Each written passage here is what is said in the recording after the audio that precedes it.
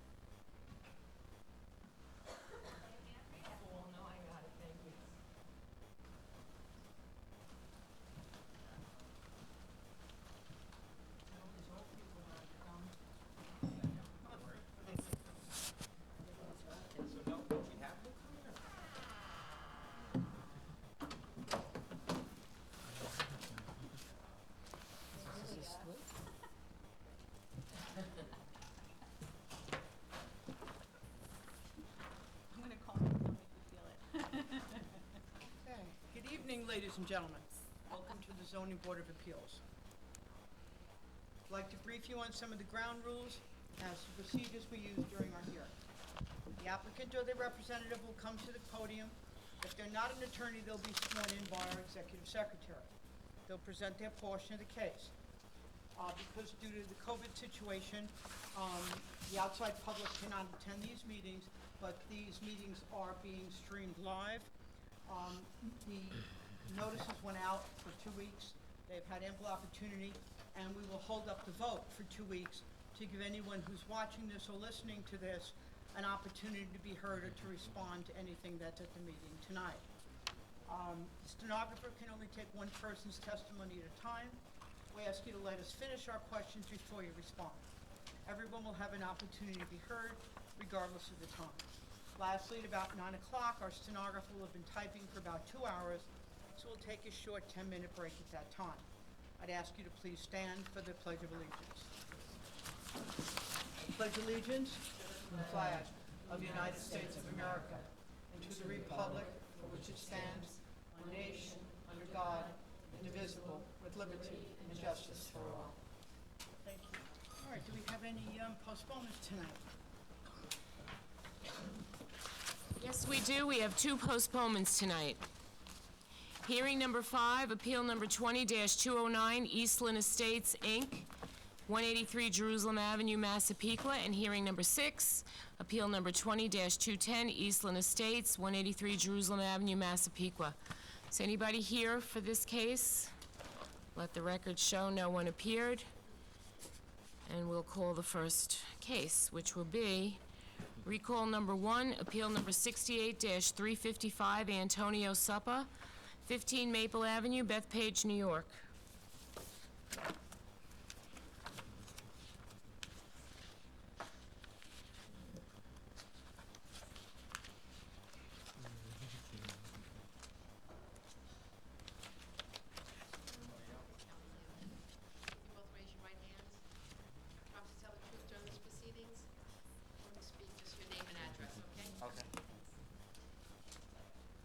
Speak my name and address? Yes. Antonio Suppa, 15 Maple Avenue, Bethpage.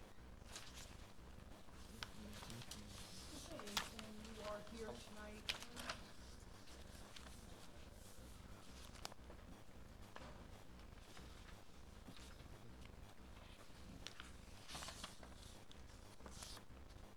You're on Broadway and Maple Avenue, correct? Yes. And you're here to amend a decision. What are you changing? We're just rebuilding fire damage, and we're adding extension in the bedroom and an extension in the back. Okay. But I think there was like an open variance on the house from before we bought the house, so. Yeah, the hearings for the, I guess it was a variance? Yeah, it was was something prior. Prior, yeah. This was to repair a severely damaged dwelling. Yeah. Yeah, it was including a proposed basement,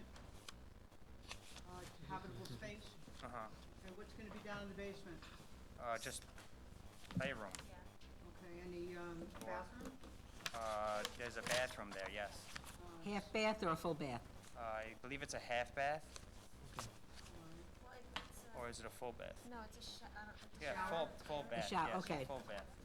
Because our only concern with basements is, illegal apartments Yeah. and the like, and it's, a danger to have someone sleeping down there. Yes. All right, okay. Are there any questions from the board? Any correspondence? Nassau County Planning Commission has been notified of this application. Motion? Decision. Public hearing is closed. The decision of the board will be mailed to you, but it'll be held up a couple of weeks to give people who are listening to this an opportunity to be heard. Okay. Okay, thank you. Thank Be you. safe. Thank you very much. Have a good night. Thank you.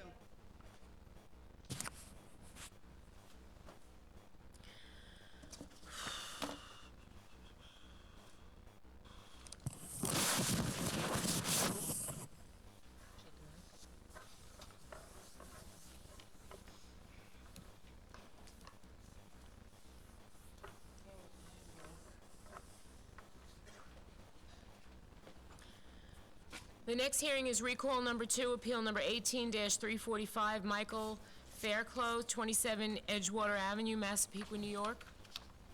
No. All right, we'll call that one again in a little while.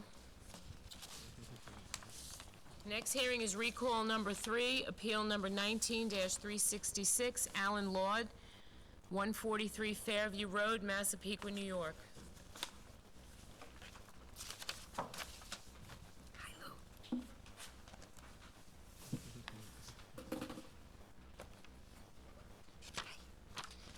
Good evening. Alan Laude, 52 Wentworth Drive. Raise your right hand. Please go to the proceedings. Absolutely. Thank you, sir. Alan, A-L-A-N, Laude, L-A-U-D-E. Again, you're looking to amend your specific plan. What are you changing here? I have, Okay, so we took out a sliding door in the bedroom and a stoop and put 2 windows. And on the original plans, they had doggy dormers on the side of the house, which I never saw in my life. Why the architect did it is beyond me. We were here a year ago in the beginning of the variance. He said, just leave it, you know, the paperwork's done, we'll amend it later on. And, later on. yeah, a year later, and with the COVID and, you know, I mean, I'm taking stuff away. I understand you guys got your rules and everything like that, but it's a pretty sad story, because I'm taking stuff away, not adding stuff. It's just, unfortunately, I'm sorry if you're inconvenienced. Hopefully it'll go smoothly. Well, the other question also is, you know, obviously, if you do like, you know, you pass it, I mean, I'm taking stuff away, not adding stuff, so, if there's any way the architect could do the framing inspection and the plumbing inspection, so maybe I could, because I lost 3 months of COVID, and I'm losing another 6 weeks here. Now you're saying I gotta wait another 2 weeks if somebody complains about me taking a stoop away and putting a window in? Unfortunately, by law, we have to give the public an opportunity to be heard. And the only way that we can do that with a live stream meeting is, the only time they're hearing this is right now.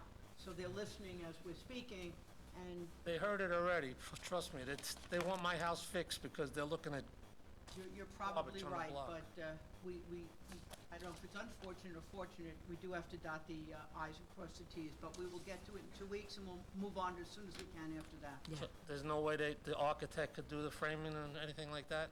Can't allow it to move I forward? can't give you permission for it, Okay. all right? Any other questions from the board? None. Correspondence? Nassau County Planning Commission has been notified of this application. Motion? Decision? Hearing is closed, decision of board is mailed to you again. You might be able to make a hardship plea to the building department. I don't know if that would be successful. Well, that'll be once it's approved, yeah, I mean, they can, you know, move it along. Once it's faster approved, that way. you know, yeah, okay, Yeah. I Thank you. appreciate it. Good luck.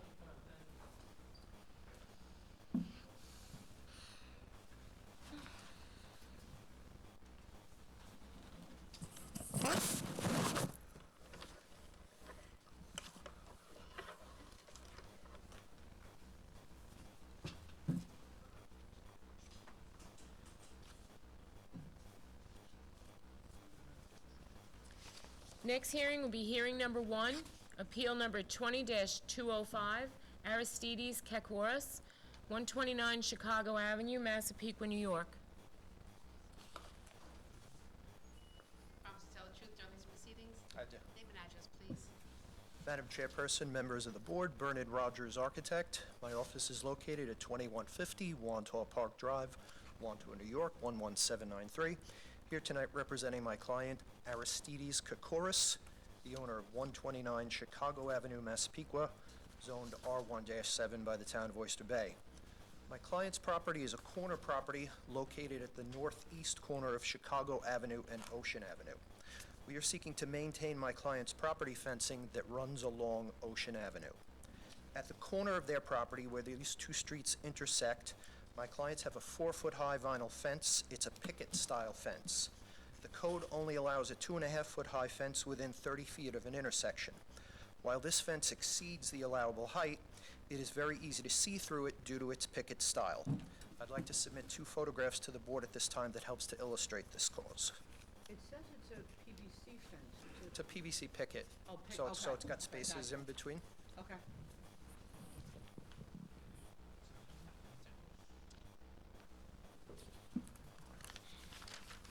And you have an existing 6-foot fence? Correct. So the length of the 4-foot-high fencing is 60 feet, and then that 4-foot-high fence connects to a 6-foot-high section of fencing. we're obviously also seeking to legalize this. This fencing is installed in a location that only allows a 4-foot-high fence. My clients use the 6-foot-high fencing to provide a little bit of privacy along their very small backyard, which is exposed on the Ocean Avenue side. I have 2 photographs that I'd like to submit that illustrate this fencing.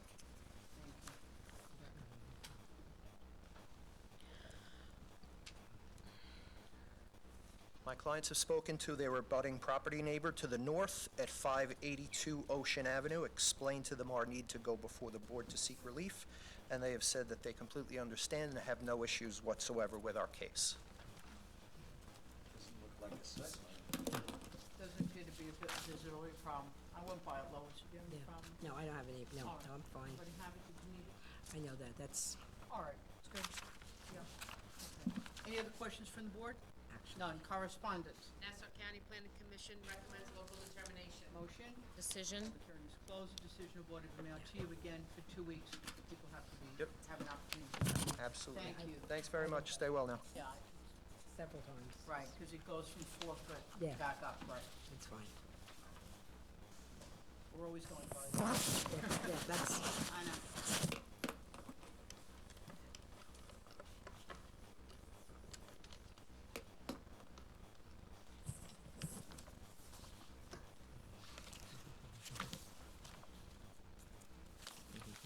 The next hearing is hearing number 2, appeal number 20-206, Antonetta Capella, 118 Stillwater Avenue, Massapequa, New York.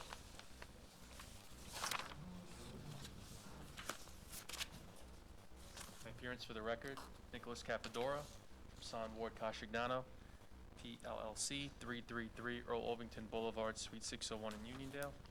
Good evening, Madam Chair, members of the board.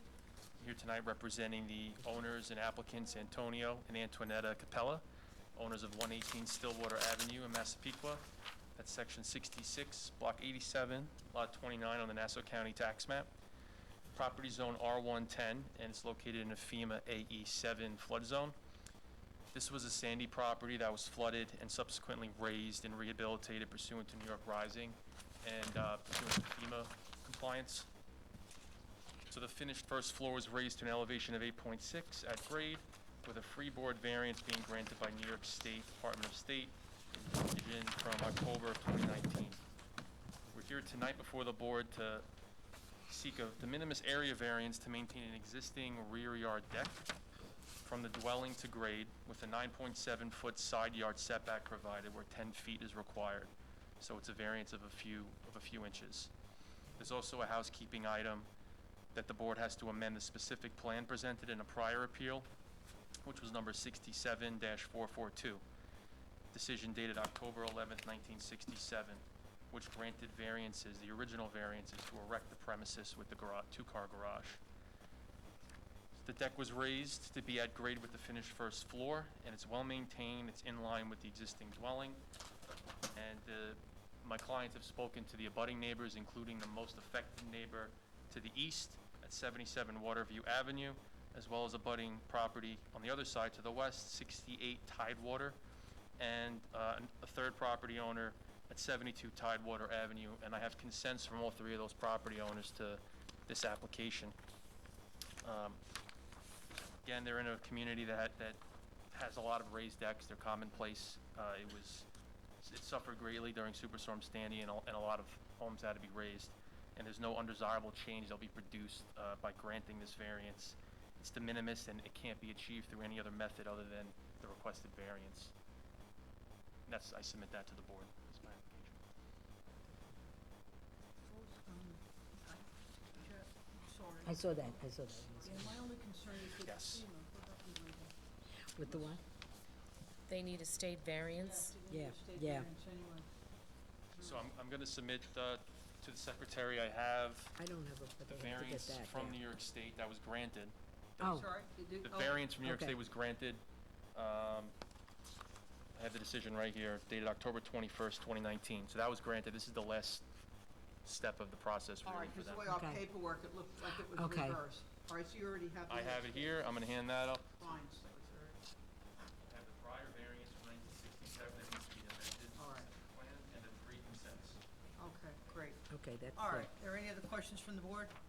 None. Correspondence? Nassau County Planning Commission recommends local determination. Motion? Decision. Public hearing is closed. The decision will be mailed to you. Again, there'll be a 2-week delay for anyone to have an opportunity to be heard. Thank you. Understood. Thank you. Stay safe, everyone. Thank you.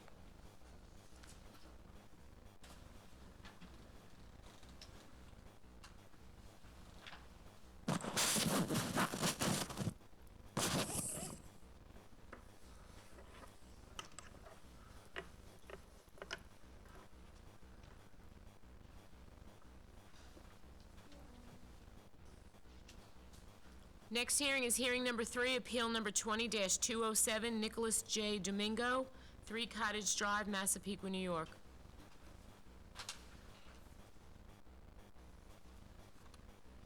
Promise to tell the truth during this proceeding. Yes, I do. Name and address, please. Michael Palumba, architect, 80 Elizabeth Drive, Bethpage, New York, 11714. Good evening, Madam Chairwoman, members of the board. I'm appearing on behalf of Nicholas Domingo of 3 Cottage Drive, Massapequa, New York. We are requesting a variance for a proposed widened driveway, which is located in R17 zone and does not have the minimum required side yard setback of 8 feet, proposing a side yard setback of 3 feet. An application was filed with the building department for a proposed partial garage conversion, and this will allow us to provide 2 off-street parking spaces that are required. And as you can see by the surrounding properties, that this is a common condition along this block. The property is well maintained, and that completes our application. Are there any other questions from the board? Just for a comment. Any correspondence? Nassau County Planning Commission recommends local determination. Motion? Decision. Public hearing is closed. Decision will be mailed to you. Again, it'll be a 2-week holdup, so people will have Understood. an opportunity to be heard. Thank you. Mr. Palumbo, do you have any? I have 9 and 10. You want me to proceed? Yes, let's do 9 and 10. 9 and 10. Okay, the next hearing will be hearing number 10, appeal number 20-214. 9 and 10.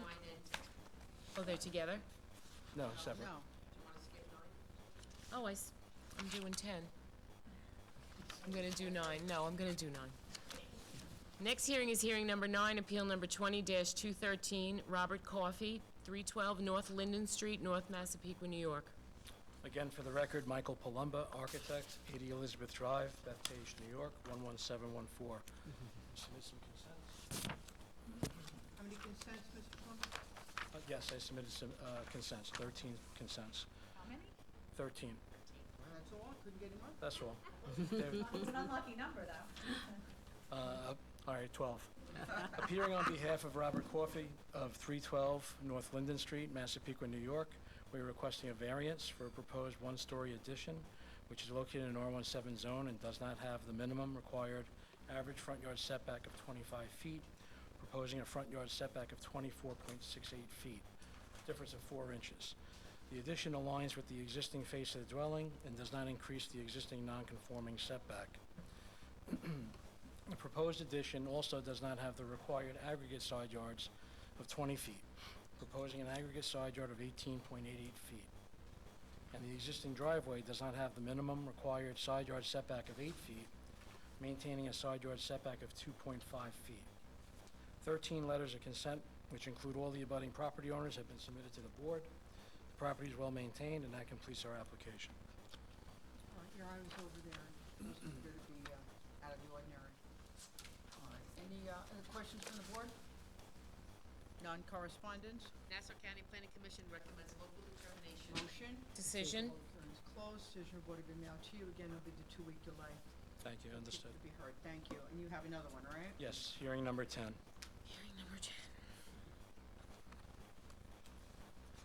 The next hearing is hearing number 10, appeal number 20-214, Robert Quinn, 232 North Boston Avenue, North Massapequa.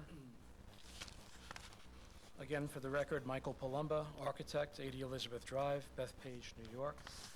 Appearing on behalf of Robert Quinn of 232 North Boston Avenue, North Massapequa, New York.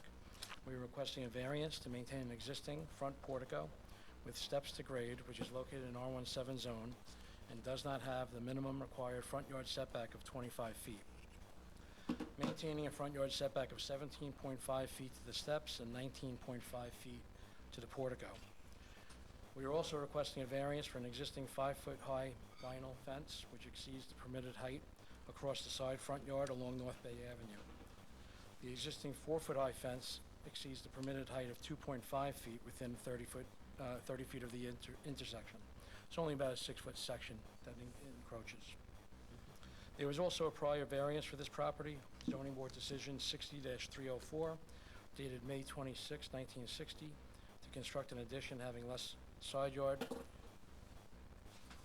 front yard setback than allowed in the, by ordinance, and decision 79-152, dated July 25th, 1979, to install a second kitchen for use as a parent-child dwelling and to provide the required parking in tandem. Please note the parent-child has been since removed. Photos of the property along with 7 letters of consent, which include 2 of the 3 abutting property owners, have been submitted to the board. Mr. Quinn recently purchased this property and is seeking to obtain the necessary permits and COs for these structures, which existed prior to his ownership of the property. There's money being held in escrow, the property is well maintained, and that completes our application. There's a handicap ramp in front of that, is there? I'm sorry? Is there a handicap ramp on the front? I believe that was removed. There was a handicap ramp, and we did speak to him, and he was removing that. I mean, I just, you know, Yeah, in the photos, I believe it's in the I didn't know photos. if there was a hardship as well. I think that was the previous owner. He was contemplating keeping that as well, but decided to remove it. All right, any other questions from the board? None. Correspondence? Nassau County Planning Commission recommends local determination. Motion? Decision. Public hearing is closed. The decision will be mailed to you. Again, it'll be at least 2 weeks. Understood. Thank you. Be heard. Thank you. Be safe. Likewise. Nay.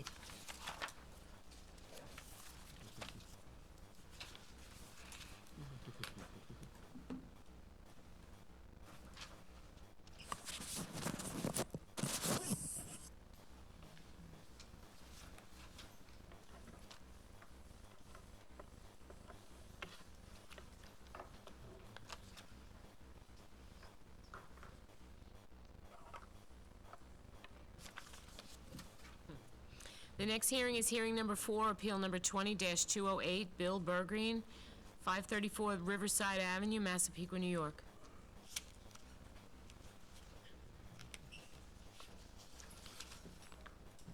Promise to tell the truth throughout this proceeding. Yes, ma'am. Name and address, please. Chris Gray, architect, 2401 Capri Place, North Belmont, New York, representing Bill Burgreen, located at 534 Riverside Avenue, Massapequa, New York. Good evening.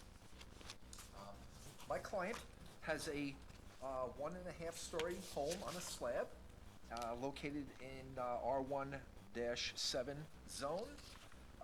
His property is of 6,000 square feet, which is a little substandard for this particular zone. He wishes to install a full second floor, a porch in the front of his home, and a 2-story side addition, and a 1-story rear addition. In doing this, the existing home is non-conforming to the zoning. There is a deficient side yard on the north side of the property. So in building above that, the side yard where 8 feet is required, the proposed side yard is 3.9 feet. Also the second floor, the average front yard setback is right at the face of this home, and in order to create a little character to this second floor, we're proposing a little bump out, a 2-foot bump out on the second floor that would be over the porch to give it a little bit of shape. That encroaches into the front yard by actually 1.9 feet. The porch is a permitted encroachment within the front yard. However, that has a side yard issue as well with the second floor. The proposed 2-story addition on the south side of the property and the 1-story addition, we have placed that with an 8-foot side yard, which is minimum and minimum required, but the total aggregate required is 20 feet, where we propose 11.9. We do not have control over the house being in the position it is in respect to majority of the second floor. However, on the south side, we do have control, so we kept it to a minimum. That area consists of a garage, an attached garage. There is none on this property. And it would be a nice one-car garage, and then with a reasonable depth of 20 feet.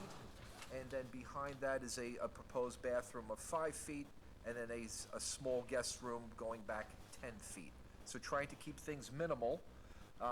In doing so, we exceed the building coverage. The allowable building coverage is 25%, and we are requesting a building coverage of 26.7%, 1.7 over the allowable. So the issues are building coverage, front yard in respect to the second floor bump out, and side yard on the left side, the existing side yard that is there, continuing the building up vertically, and then the side yard aggregate of the 2 yards being less than allowable.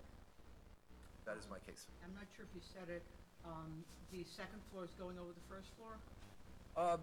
The second floor is following the first floor The footprint, but there's a little center section in the front that projects forward 2 feet to give it a little bit of shape.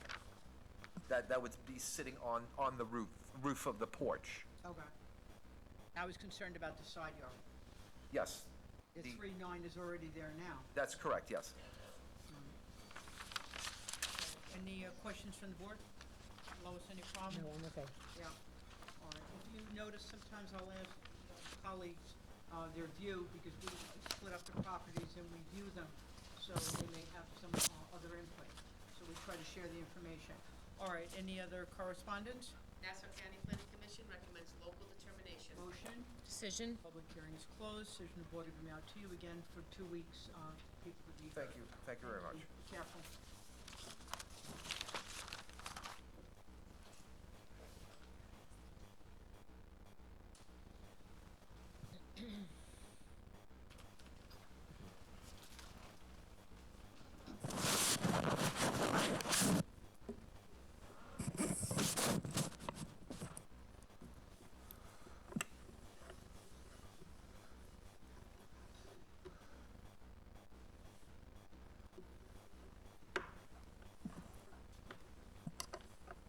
Next hearing is hearing number 7, appeal number 20-211, Scott Stratweiser, 29 Biltmore Boulevard, Massapequa, New York.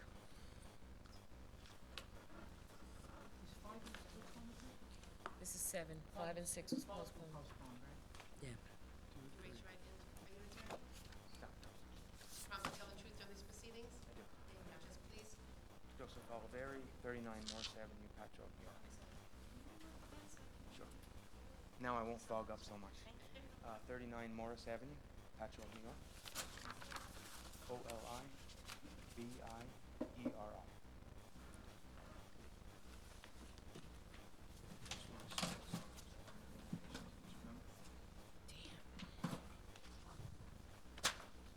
Good evening, Chairman and members of the board, and thank you for listening to my case.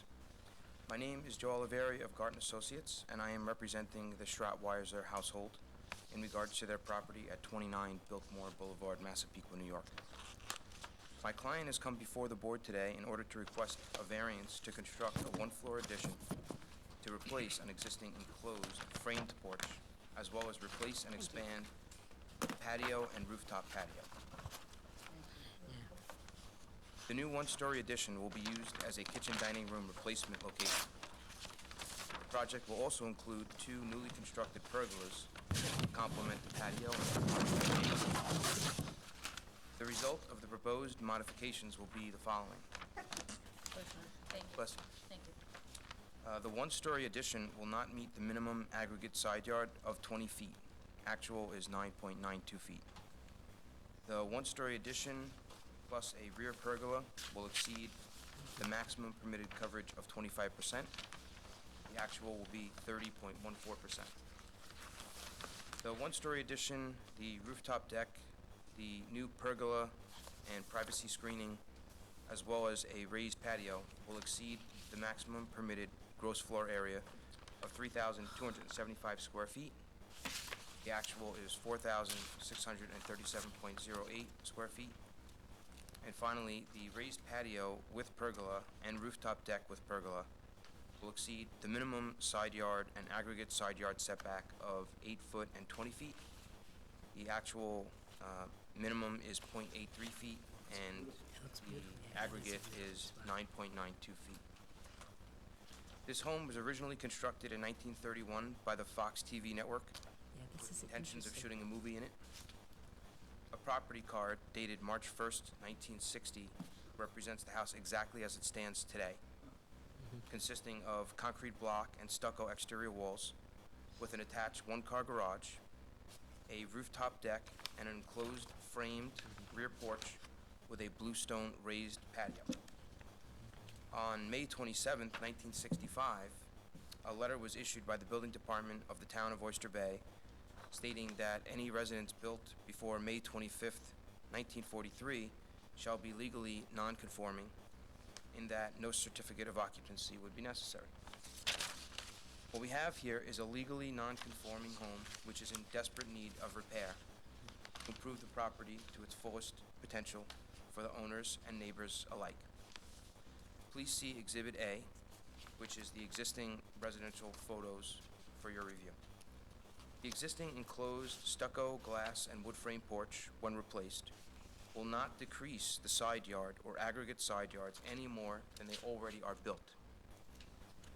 That looks beautiful. The existing minimum side yard will be 0.83 feet and 9.92 feet, just as it was and is now existing and has been since 1931. It's just going to be replaced and extended 4 feet further to the rear of the property, but will be within the minimum rear yard setbacks. However, this expansion to the rear, as well as new pergola, will force us to exceed the maximum permitted coverage allowed. Several of my previously mentioned structures will also affect the gross floor area. However, the majority of the structures are already existing and only being replaced and slightly increased in size. Please see Exhibit B for existing and proposed construction overlay. You can see that almost all of the reconstructed and newly constructed work is in like in kind to what is existing.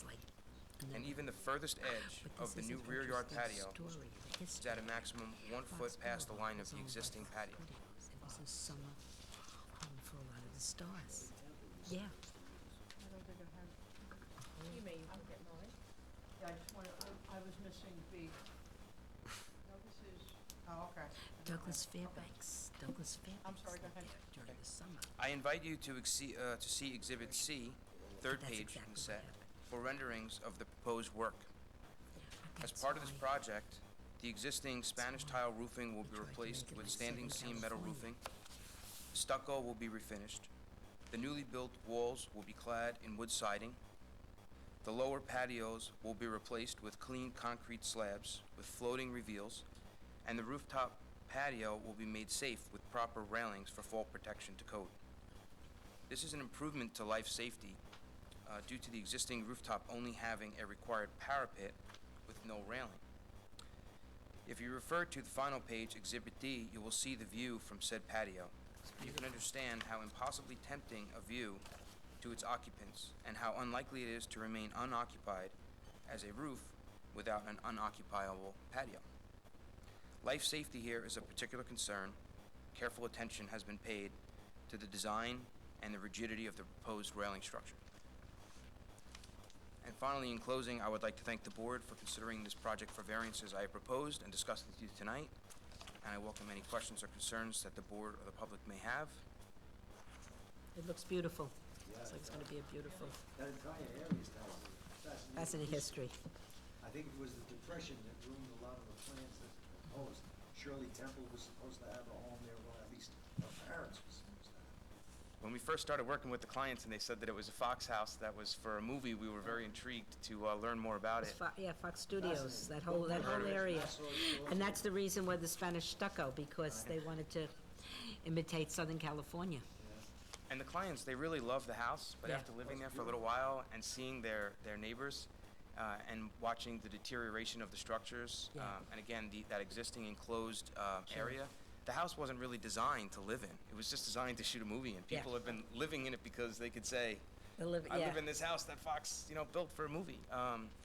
But it's a special case. The client we've been working with them for about a year on the design to make it what it is in the renderings. And we think that it's really going to be, it's going to do justice to the Yeah, home looks and beautiful. really bring it up to par. And most importantly to note is everything that we're looking for a variance for is almost all of it is existing. The part that's non-conforming, we're just extending it further to the back. We're building it better. We're building it safer, and it's going to be a beautiful home in the neighborhood, we feel. The .83 side yard is there now, Is there now, and it's on the garage side where we're not doing any work. right? The work that we're doing conforms to the minimum, which is 8 feet. It's 9.93. Do you have any consents by any chance? Do Excuse you have me? any consents from any of the neighbors? Oh, no. No? All right. I think the neighbors are going to love it. Right now, it looks a little dated. We have any other questions from the board? I went by it too. Sue, any correspondence? Nassau County Planning Commission recommends local determination. Motion? Decision. Term is closed. The decision of board will be mailed to you again 2 weeks for the public to be heard. Thank you. Good luck. Thank you and be well. You too, thank you.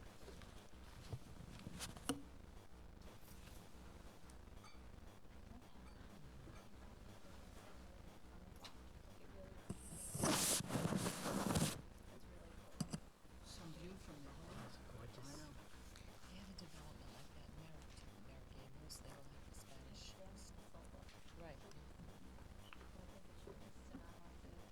It's not gonna look like the houses in, Hicksville and Woodbury, it's gonna look like, Yeah. like that. Very cool. Next hearing is hearing number 8, appeal number 20-212, Michael Farigi, 4 Jacqueline Road, North Massapequa.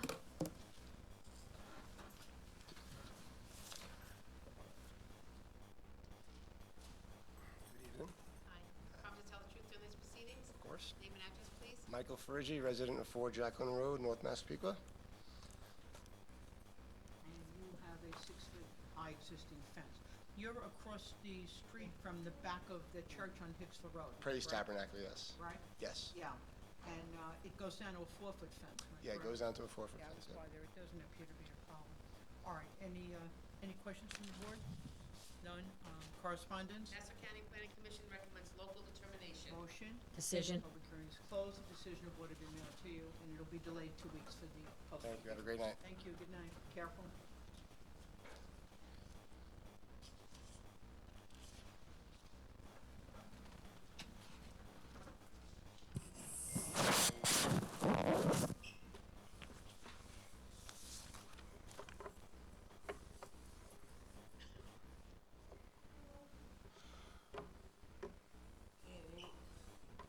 Thank you, Kathy. Next hearing is hearing number 11, appeal number 20-215, Rocco and Geraldine Di Benedetto, 385 Briarwood Road, North Massapequa.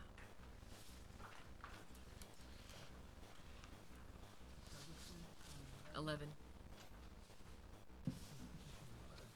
Promise to tell the truth during these proceedings? I do. Name and address, please. Alan Logidis, architect, operating a practice out of 65 Cedar Drive in Massapequa. Good evening, Madam Chairperson, members of the board. How are you? I'm hanging in there. Like the rest of us, huh? Okay. Glad to see you're all safe. All right, what do we Thank got you. here? I have some return receipts here. Thank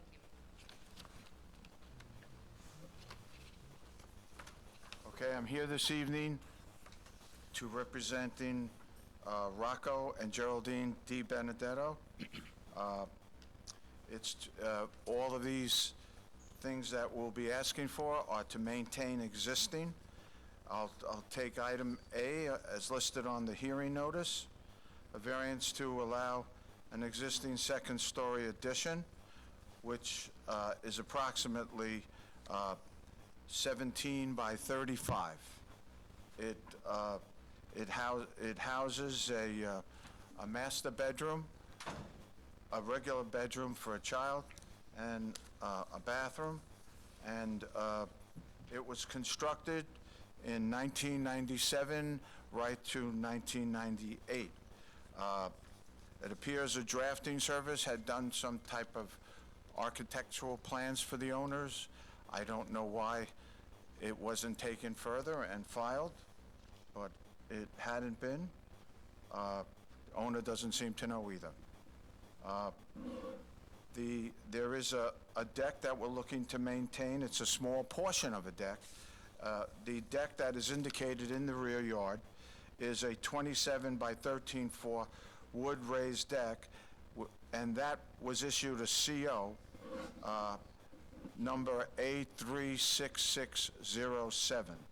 And the only portion of the deck that was added on by the owner is a 1.5 by 9.8 off to the west, which reduces the west side setback to 6 feet, where 8 would be required, considering this is an R1-7 zone. Secondly, a variance to allow an existing second-story addition have less than a roof pitch. The actual roof pitch is a 5 and 12 and does not conform with the 6 and 12, but this was done illegally in 1997, so I don't believe the 6 and 12 was in force. I don't know how he would not have knowledge, had knowledge of that. A variance to allow an existing shed having less than the side yard setback. The existing shed totals 65 square feet. It's located in the rear west corner, or as I should say, the northwest corner of the property.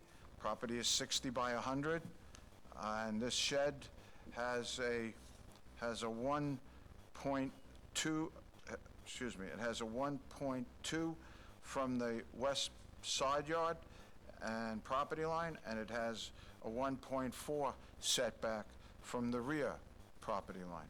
And once again, it's a 65 square foot shed, so we didn't have to file for plans on the shed, but we do have to meet the setbacks.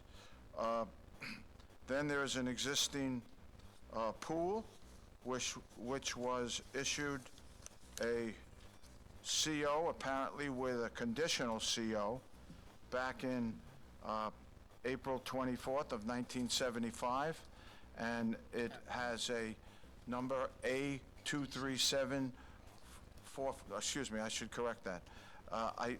The number for that, I don't have that one, but I have the CO, which removes the conditional CO on that pool, and now makes the pool totally, and we have the CO A23745, and that is the pool the way it exists today. The pool is not in question, but the equipment that is on the west side, which the furthest piece of equipment to the rear is a pool heater, and that has the setbacks, that has a setback of 0.4 from the west property line. And the next two pieces of equipment are the pool filter, and the larger part of the pool filter has a 2.17 or no, 2.1 from the east, from the west property line, and a 0.5 from the west property line. And those are two pieces of pool equipment that I can only assume came there with the pool when the pool was granted its CO. But obviously the pool wouldn't be filtered if we didn't have that. Okay. Lastly, we're asking for a reduction in the off-street parking, where one car seems to be the driveway that has a width that the zoning examiner scaled off to be just a little shy of the 18 to 20 feet that two cars parked side by side. So he thought he would cite that, and the reason that came about was the kitchen in the construction of the second floor. Apparently, the plans called for the kitchen to be relocated to the front, and the living room in the back moved over to the side, and it was just a juggling thing of the floor plan without any impacts. But they did push the kitchen into the existing garage, and the existing garage then became unusable for a car.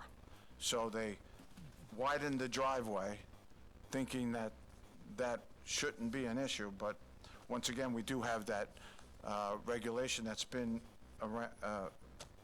on the books for a few years now, and we do have to comply with the minimum side yard, and that has a 1.39 to the neighbors. But if I'm not mistaken, I was looking for my copy, but when I mailed in the thing, all the paperwork to the board for the hearing, I included a consent form from that particular neighbor on that corner, so it should be in the file. Is that the one with the parking?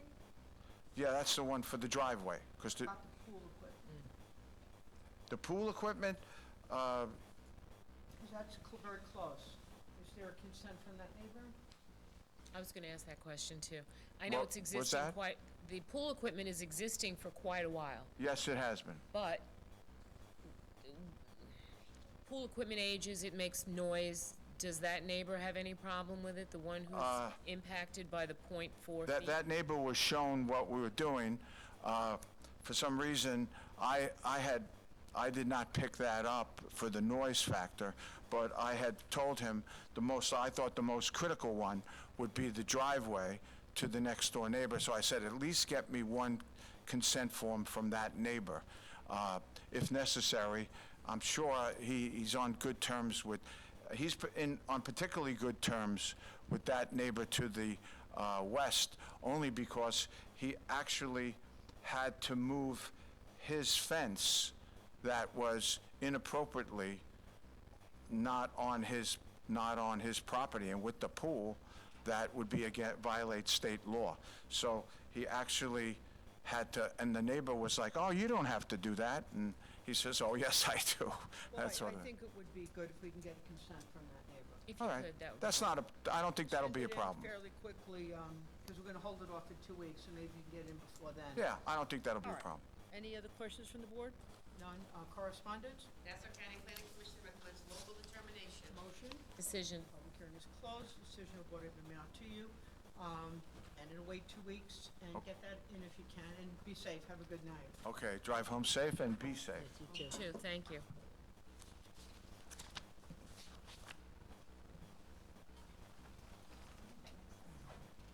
Yeah.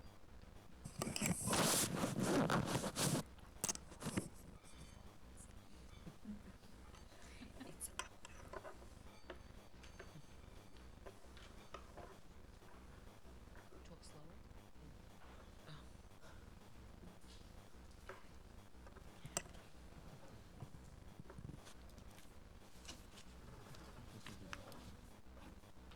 Next hearing is hearing number 12, appeal number 20-216, Jennifer Londino, 4102 Bayberry Lane, Seaford, New York.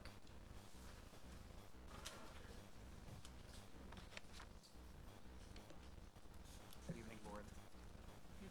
Are you prepared to do your second case after Yes. this one? Yeah, Okay. absolutely. Thank you. Sorry. That's okay. Tell the truth during these proceedings? I do, yes. Name and address, please. My name is Tom Cardone with TOC Architects. Address is 1200 Veterans Highway in Hauppauge. No problem. I am here tonight representing our client Jennifer Londino and her parents Robert and Lucille. They're requesting a proposed second kitchen for parent-child use for an addition that exceeds gross floor area, lot coverage, and rear yard setback. This parent-child addition will be used by Lucille and her husband Robert, who unfortunately is going through stage 2 brain tumor. and in the past month also contracted COVID, so he's having a bit of a hard time. I do have a letter from their doctor, a hardship letter that I'd like to submit. Per the doctor, once he's cleared, he will be going home and he will be having in-house care. So we do propose 2-bedroom unit, one for Robert and Lucille and one for the nurses that are coming back and forth. The first floor will only have living room, dining room, kitchen kind of combo, one big open room, nothing crazy. The rear yard setback comes into play because of the average front yard setback is so great that it kind of limits us to where we can put the addition, and it also affects the existing rear decks. They're pretty close to the rear property line. There was an approval back in, I believe it was 1986 for a pool and a rear deck having the less than required rear yard setback. I believe this is the same deck. The pool was taken out and replaced with a lower deck, which we are kind of altering to make room for the addition. So it's kind of a hodgepodge a little bit. But unfortunately, that is where we sit. The front of the addition will be set back behind the front fence. There is no front door. There is a side door access, but they'll have to go, the nurses will go through a gate and then to the side door into the unit, but nothing front facing. You have ID and all that? Yes. Do you have any consents from the neighbor? I realize you have a variance for the deck, but it is quite close. It is quite close. We don't have any consents. I do know that the neighbor on the west side, I spoke to her today. She was concerned, really nothing about the variance, but about air conditioner units. Right. Oh, yeah, we saw that. Yeah, I figured so. Air conditioning. There was no air conditioning units going on her side. I was able to talk to her about the variances, and she was happy with what we were doing. We are holding more than we are required for the side yard setback. And the air conditioning units, whatever's existing is staying. So she was okay with everything except for the air conditioning unit? We do have one other objector, Madam Chair, from a Stephen Allen, and they do not give their address, but they have no objection to the parent-child part, but they do object to the less rear yard setback and the maximum building coverage. Okay, looks like they are the corner of Woodland and Dogwood. They don't adjoin the property. There's actually 3 other yards that come before his backyard, per the map that I have. Where are they on the radius map? Yeah, they're lot number 11. Yeah, but they're on the corner by Woodland. Yes, yeah, 4089 Dogwood. All right. All right, any other questions from the board? Correspondence? Nassau County Planning Commission recommends local determination. Motion? Decision. Public hearing is closed. The decision of board will be mailed to you, and again, it'll be held up 2 weeks Okay, no problem. for people to be heard. Okay, thank you. Do you have another case? Yes, I'm gonna call, it's gonna be the next hearing is hearing number 21, appeal number 20-225, 14 Forte LLC, 14 Forte Avenue, Old Bethpage, New York. Good evening, board. For the record, my name is Tom Cardone with TOC Architects, 1200 Veterans Highway. Sorry. Yeah, yes, I am. I'm here today representing our client at 14 Forte LLC.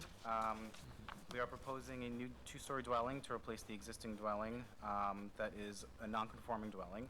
It is, Existing dwelling, there's nothing on the property now, there was an old, which I assume was demolished. it was probably demolished, yes. The old house, I do have old surveys. So the excavation is really what the old foundation was? Yes, yes, and I would like to note that we are going for less than required aggregate side yard setback. We are actually making the side yards better, in a sense. The existing dwelling was a lot closer to each side. It had a lot less aggregate.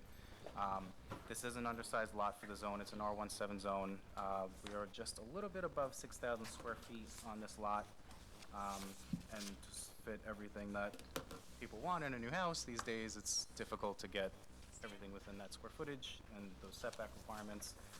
But we are making it a lot better than what it was existingly. So there was evidently an existing partial garage conversion that didn't comply with the previous decision. Is that gone?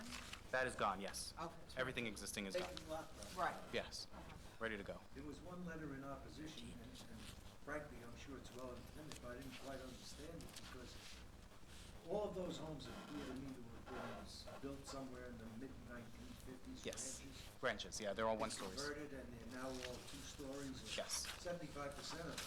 Are pretty much what All we're doing. remaining ranches are almost non-existent. Exactly, Two or yes. 3 of them, and that's it. And this will be, The opposition was to not having another big home, but that's the area is it's already like that. difficult, especially in the undersized zone. Yeah. You know, it is just what people want. They want, Well kept, beautiful little area, except for it this is, it's one beautiful. lot. Yes, the one lot, I know. Well, it would be a nice house once we get It's your only blessing. 1.35 over, it's not an Yeah. excessive amount. It's not at all. And we also are asking for, there's a side yard setback issue on the landing and steps at the side of the house. This isn't a covered landing. It's just simply 3-foot landing, 2 steps down. It's really nothing that is a major impact. And we are also asking for a grossable area, which goes along with lot coverage. If this was a 7,000 square foot lot, it would have been much more doable to meet within the requirements. But it is undersized for the area. It's not even 100 feet deep. It's pretty shallow. All right, any problem with that? All right? No. Okay, Well, I and- think it's gonna be an improvement based Oh, on right. the fact that I it's do a too. big lot. Absolutely. Yeah. and the correspondence is so noted. Motion, any other correspondence, Sue? The Nassau County Planning Commission recommends local determination. Motion? Decision? I do have just 3 of these. The board will be mailed to you, and again, it'll be held up for people to have an additional opportunity to be heard. Absolutely. Thank you, be careful. Thank you. Be safe, everyone.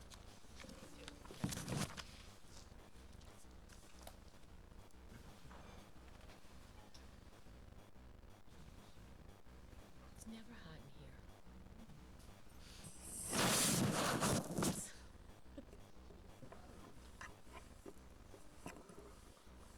Yeah, it's usually cold in here.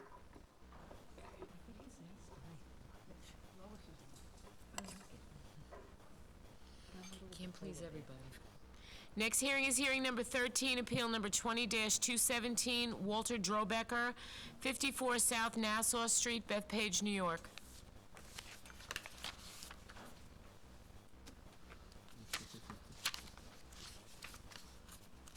He's got a few cases. Want to tell the truth during these proceedings? I do. Name and address, sir.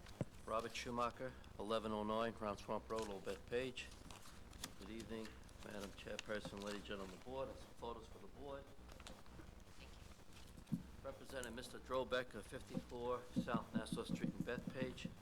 Mr. Drobecker is seeking a variance to maintain a second-story deck and roofed-over patio exceeding the maximum building coverage, and is also to amend appeal number 89-559. Present lot coverage is 26.35%, where 25% is the maximum. The deck is open, it's not roofed over or enclosed. If this variance is granted, the homeowner would condition not to further enclose the deck. There was a prior variance on that property and a CO was obtained. Because it was per specific plan, that's why the variance needs to be amended. As the photos show, the house is in excellent condition. Never been any complaints or violations from the town on this property. The homeowners are presently in contract and are due to close shortly. The only note I have is that it was an attractive home. It's, my only concern is, was there a handicap ramp in front of this one? No, No, okay, it was the other one. I took a photo of the front and the back of the Yeah, house. I was over there, but the accessory unit has 3 bedrooms, and the principal is gonna have... This is not that application, this is just the deck in the rear, 54 South Nassau. I'm sorry, which number is this? I'm looking at- 13. Oh, I'm sorry, I was reading the wrong one. No, that's no problem. Okay, no problem. All right, any other questions from the board? No. All right, correspondence?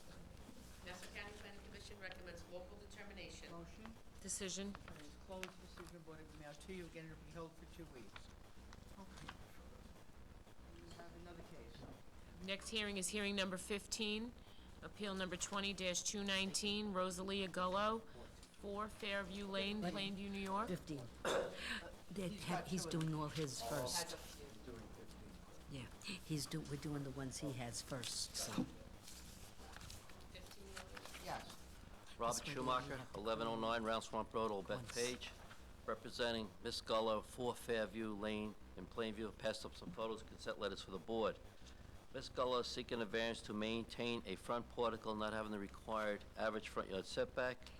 Also to maintain a waterfall not having the required side yard setback. And for reduction in off-street parking spaces. and to maintain 2 sheds not having the required side yard setback. Taken many photos for the board of the property. The sheds are not visible from the street. The neighbor closest to this shed at 2 Fairview Lane has signed a letter of no objection. There is a fence in between the properties, and the neighbor's shed is next to the Gullo shed also. In regard to the waterfall, it's presently maintaining a 4-foot side yard setback where 5 feet is the minimum. There is a fence in between the properties, and that abutting neighbor at 6 Fairview Lane has signed a letter of consent. The driveway can easily accommodate 2 cars, but not the required 9x18 size that the town requires. As the photos show, the house is in impeccable condition. There's never been any complaints or violations from the town of this property. The homeowners have sold the house and there's money held in escrow. Those sheds are right out against, The sheds are, they really detract from the house. I mean, the house is very attractive. yeah. You can't see the sheds from the street, and the one neighbor's shed is actually right next to the Gullo's shed. So it's a perfect place for it. Did you see the That's the only thing my note said, what about sheds? We have any correspondence on that? Attractive. No other than the two, consensus issue I handed up. And they're from the budding neighbor by that shed? Yes, Really? and the waterfall. Both budding neighbors that are directly affected, both have signed consent letters. 2 is the waterfall and 6 is the shed, right? Yes. Yeah, it just looks so cluttered over there with everything. All right, any other questions from the board? None? Any other correspondence? Nassau County Planning Commission recommends local determination. Motion? Decision? Hearing is closed, decision of what will be mailed to you. Again, it'll be held up for a couple of weeks for the public to be heard. Thank you. Okay, the next hearing is hearing number 7, I'm sorry, I'll wait for you, Susan. Hearing number 17, appeal number 20-221, Joseph Castro, 71 16th Street, Hicksville, New York. Robert Schumacher, 1109 Round Swamp Road, Old Bethpage, representing Mr. Castro of 71 16th Street. I passed up some photos for the board. Mr. Castro seeking a variance to maintain a detached garage exceeding the maximum height and for a reduction in off-street parking spaces, and to amend appeal number 91-29. The garage is maintaining a 13.42-foot height where 12 feet's the maximum. It's only the rear section of the garage that's seeking the heights variance, and it does match the existing non-conforming height of the original garage. In regard to the parking, the homeowners are providing 2 legal parking spots on the property where 4 is required. As the photos show, the driveway can accommodate at least 3 parking spaces, but not the legal spot that the town requires. There was a prior variance in this property back in 1991, and we are amending that specific plan. I did speak with the neighbor directly across the street at 72 16th Street, and also the abutting neighbor at 77 16th Street. I explained the variance to them, and they seem to have no objections. The property was recently renovated and is well-maintained. The prior variance in 91 said parking must provide for 3 cars. Now you're asking for 2. Driveway can accommodate 3. I see it. It's actually larger than that. It's a weird driveway. But, Rebecca?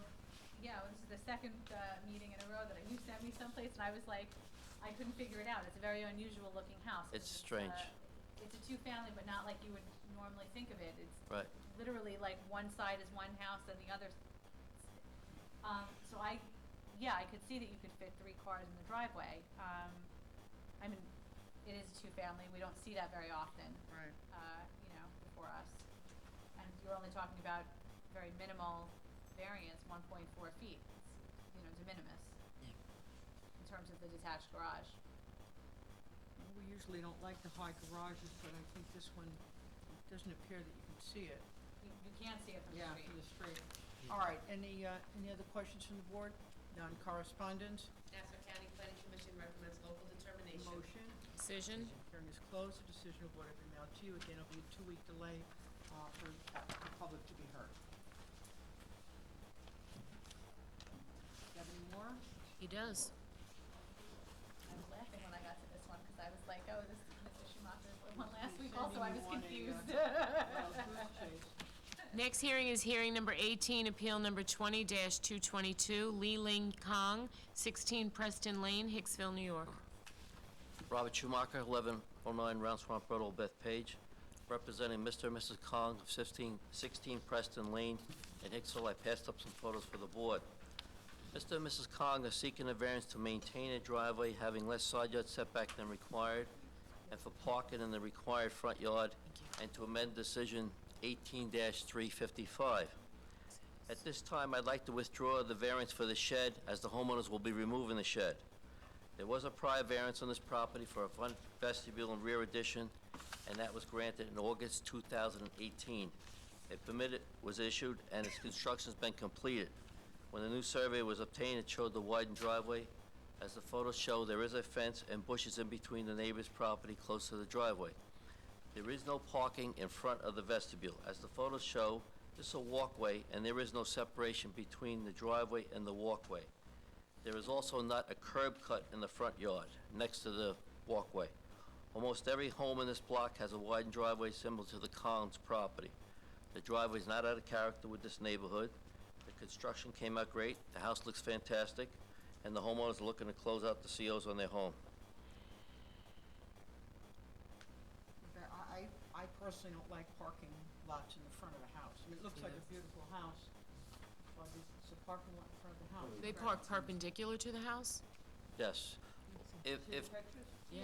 If there was a grass strip between the walkway and the driveway, the parking in the front would not be required, and actually the blocks go a different direction, and there is no curb cut directly in front of that place. Might not be representing in the pictures the same way it looks. Yeah. You know, it's very, very nice house. It looks to be a very Yeah. nice. I didn't see anything out of whack with Okay. what, With 3 cars are parked there, it wouldn't be, I don't think that they would park 3 cars there because I think that one piece is pretty clearly a walkway. okay. Yeah.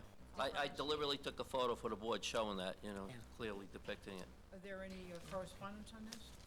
No, other than the Nassau County Planning Commission. All right. Okay, motion? Decision. Decision. Public hearing is closed. The decision of the board will be mailed to you. Again, it'll be 18. 2-week It delay, was so 18. the public can be heard. Planning Commission recommends local determination. Thank you. Okay, next hearing is hearing number 20, appeal number 20-224, Bilal Ayoub, 14 Weldon Lane, Old Bethpage. Robert Schumacher, 1109 Old Bethpage, representing Mr. Alok, 14 Weldon Lane in Old Bethpage. Have some photos, consent letters for the board I passed up. Mr. Alok is seeking a variance to maintain a front portico, steps, landing, and front window having less than the average front yard setback. Also to maintain a raised patio abutting the pool, having less rear yard setback than required, and to maintain a driveway having less side yard setback than required. The driveway is maintaining a 3-foot side yard setback at the closest setback where 10 feet is required. The property narrows down in the front, and it's only the front part of the driveway that's maintaining the 3-foot side yard setback. The neighbor abutting the driveway at 16 Weldon Lane has signed a letter of consent. In regard to the rear patio, there are large shrubs and a fence in the rear of the property, as the photos show. These shrubs are quite tall, and they are evergreen-type shrubs. It's a low patio, approximately 16 inches tall. The backyard is very private. I've taken many photos for the board. I've also taken photos of the front portico. It's open, and the stonework is tastefully done. There's never been any complaints or violations from the town on this property, and the homeowners are in the process of selling the home. How high is that raised patio? Approximately 16 inches tall. Oh, it's low. It's low. I took a photo for the board also. Okay, I see it. Very attractive backyard. Well, it's very well shrubbed with the, Very tall shrubs. Beautiful. see that. The backyard's gorgeous. All right, Yes, it any is. questions from the board? None, correspondence? Nassau County Planning Commission recommends local determination. Motion? Decision. Public hearing is closed. Decision of the board will be mailed to you. Again, it'll be 2-week delay for the public to be heard. Thank you. Have a good Thank you. evening all. Have a good You one. too, thank you.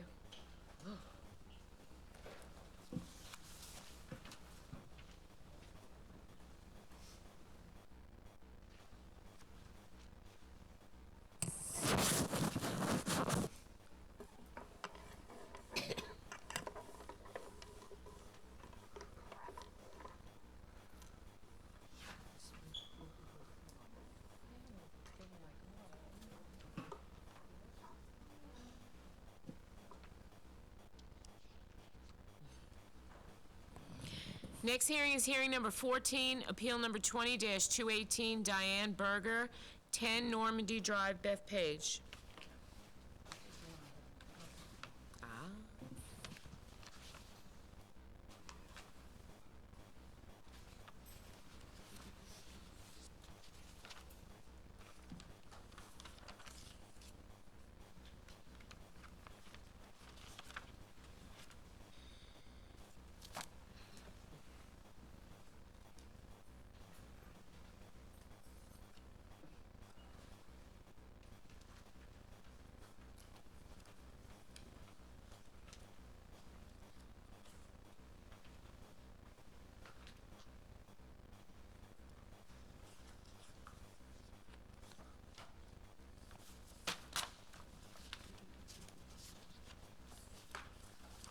Good evening, members of... Raise your right hand, sir. Promise to tell the truth during this proceeding? Yes, I do. Name and address, please. Okay, my name is Dean Katsubas. My address is 121 Newbridge Road, Hicksville, New York, 11801. Good evening, members of the board. Tonight, I'm here on behalf of Diane Berger and her family. She bought the house. She's the owner of the house. She bought the house back in 2007. In 2007, she had legalized the house as a mother-daughter for herself and her parents. Since then, her parents have both passed away. However, it changed now. Now it's a mother-daughter with her and her daughter, so and family. So the daughter, her name is Sarah, and her husband's name is Billy. What's the last name? Montalvo. Sarah just gave birth today. That's why to their second child. They have a 3-year-old and they have a newborn. Otherwise, Miss Berger would have been able to attend, but she has to. Yeah. You know. We get it. Extra bedroom? That's the, well, I'll get to the extra bedrooms, okay. So currently, Billy and Sarah live on the second floor, and this, and once the second floor is complete, they will move into the first floor, and Miss Berger will move into the upstairs, the second floor. So currently, Miss Berger lives on the first floor, the daughter and family live on the second floor, and the goal is to build this rear extension, and the young family will move into the downstairs. The first floor is more convenient and practical for the growing family than the second floor. Living on the first floor gives them the use of the yard and the basement. It will also give them the ability to supervise the children and the dogs better from the first floor than from the second floor. They told me it would be unsafe to be going up and down the steps several times a day with a newborn, and it's much safer for the children to be on the first floor, avoiding regular use of the stairs.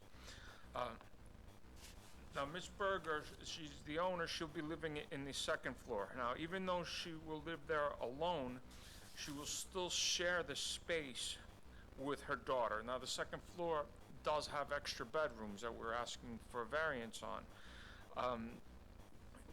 The small bedroom is really used as a home office for Billy, as his job requires work from home ability.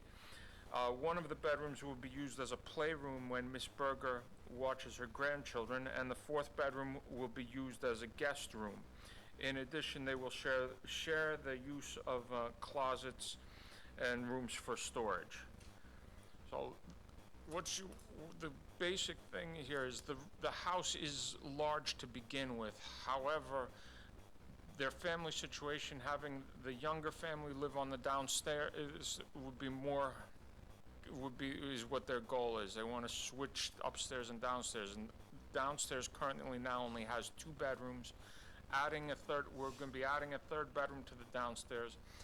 Upstairs has 4 bedrooms, and it's already existing. In addition to the construction of the new bedroom addition and the expansion of the parent-child, we're also seeking a variance for the air conditioning. There's 2 air conditioning units, both at 2-foot side yard, where 3 feet is required, and we're also proposing an egress window to the finished basement at a 1.8 side yard where 3 feet is required. I'd like to submit to the board, I have I have 5 letters of consent from some of the neighbors. It's a very large house, and they're adding on, and 7 bedrooms.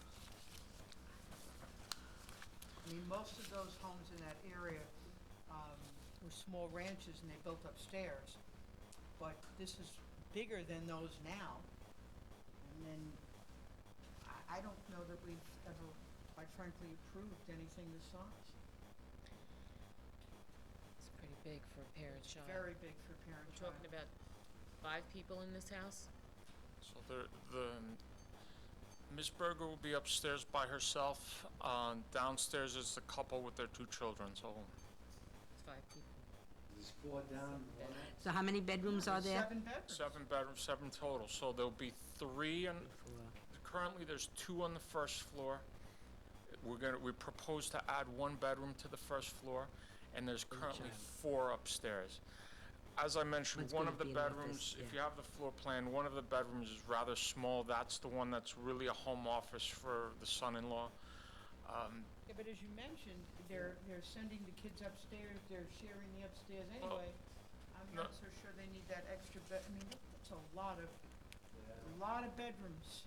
I mean, the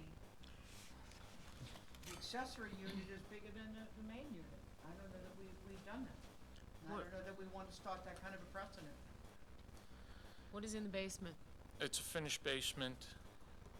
Because I see they're putting egress wells in. Yeah, it's really just 1. I know the public Yeah, but- notice said wells, but it's only 1. But the bottom line is the basement is finished, which is an ample playroom. And now you got 7 bedrooms. I'm a little confused Okay. based on what you said, and I apologize for that. But there would be daughter and her husband and 2 children, 2 children, a They would be newborn and a living 3-year-old. downstairs. They'll live on the ground floor right? and basement. Upstairs is 1 person. 1 person, But 4 bedrooms. 4 bedrooms. One of which is a home It's office. ridiculous. Yeah. It It's is a just- lot of bedrooms. It just lends itself to all just in my opinion, it lends itself to a lot of problems down the road. And I don't think we've ever, can you recall anything we've done like this before? I don't recall anything this large.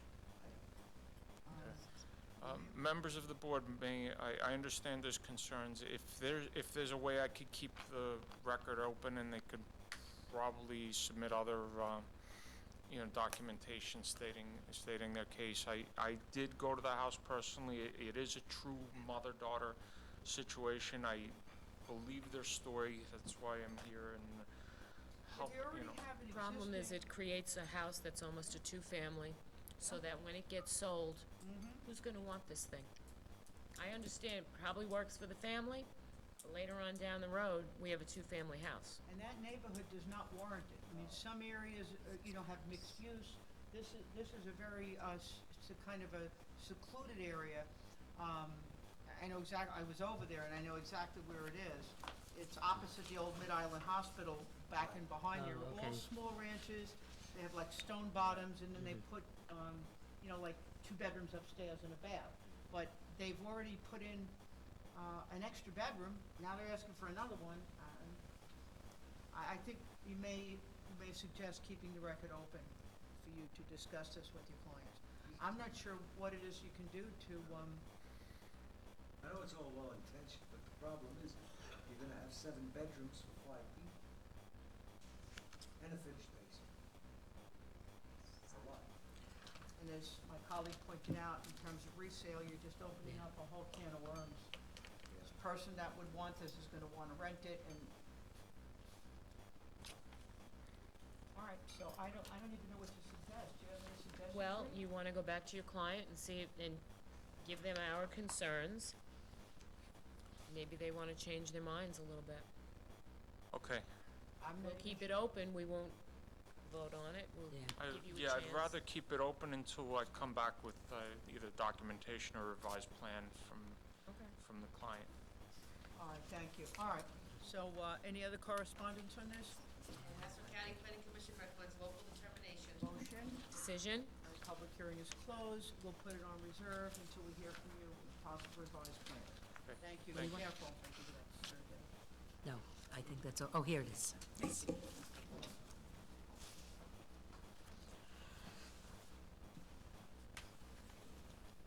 Time to break out the woolies.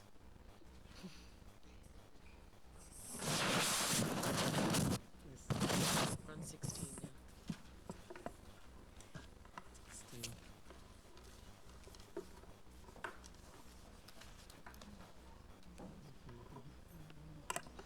Yes. Did you look at? Did you look at? Next hearing is hearing number 16, appeal number 20-220, 70 East Old Country Road LLC, 70 East Old Country Road, Hicksville, New York.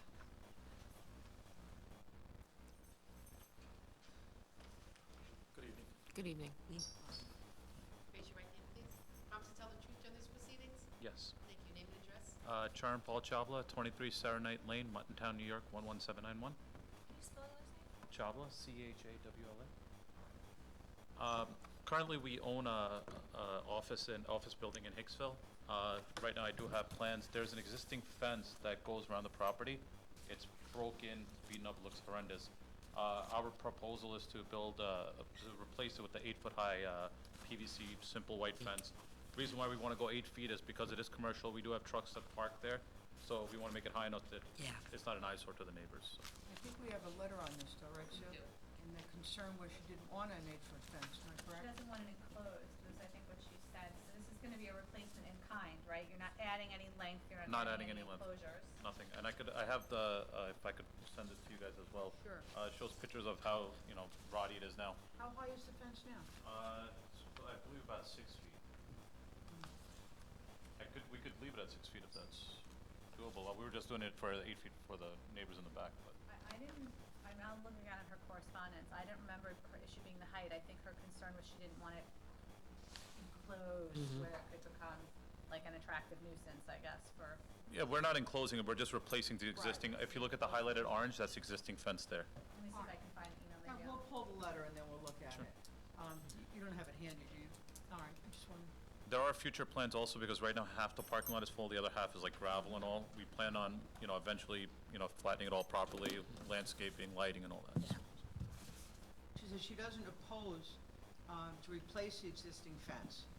Well, okay. She does object to having more fencing put up. You're correct, Rebecca. Right. She doesn't have a problem with what We you will not be, replaced. whatever is All right. highlighted is existing. Just didn't want it to go back around.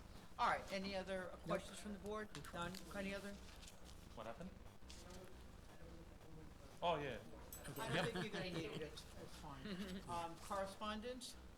Nassau County Planning Commission recommends local determination. Motion? Decision. Public hearing is closed, the decision of board will be mailed to you. Again, it'll be delayed 2 weeks for the public to be heard. Thank you, have a good great night, evening. be careful.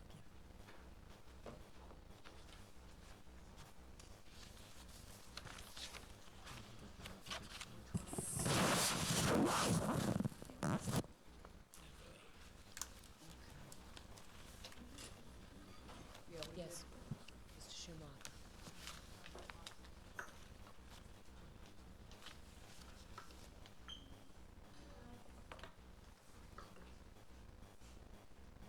Next hearing is hearing number 19, appeal number 20-223, Anthony Labriola, 10 Hicks Circle, Hicksville, New York. Thank you. Promise to tell the truth during these proceedings? I do. Name and address, please. Gennaro Cozzolino, 2125 Deer Park Avenue, Deer Park, New York, 11729. Good evening, Madam Chairperson, members of the board. Glad to see you're all doing well. Thank you. Here for the homeowners, Anthony and Carol Labriola, residing at 10 Hicksville Circle. Hicks Circle, not Hicksville. Also known as Section 12, Block 305, Lot 5, located in R17 zone. We're requesting relief from the board to build a new 44.6 by 26.5 foot second floor addition, a new 27.6 by 14 foot rear addition, and a front roof over with portico. The proposed additions require variances for front yard, requesting to build at 15.5 feet, 13.5 feet to the steps, and the permitted average front yard of 25.23 feet, a difference of 9.73 feet. Variance for minimum side yard, requesting to build at 5.7 feet to the north and 7.52 feet to the south from permitted 8 feet, difference of 2.3 feet and 0.48 feet respectively.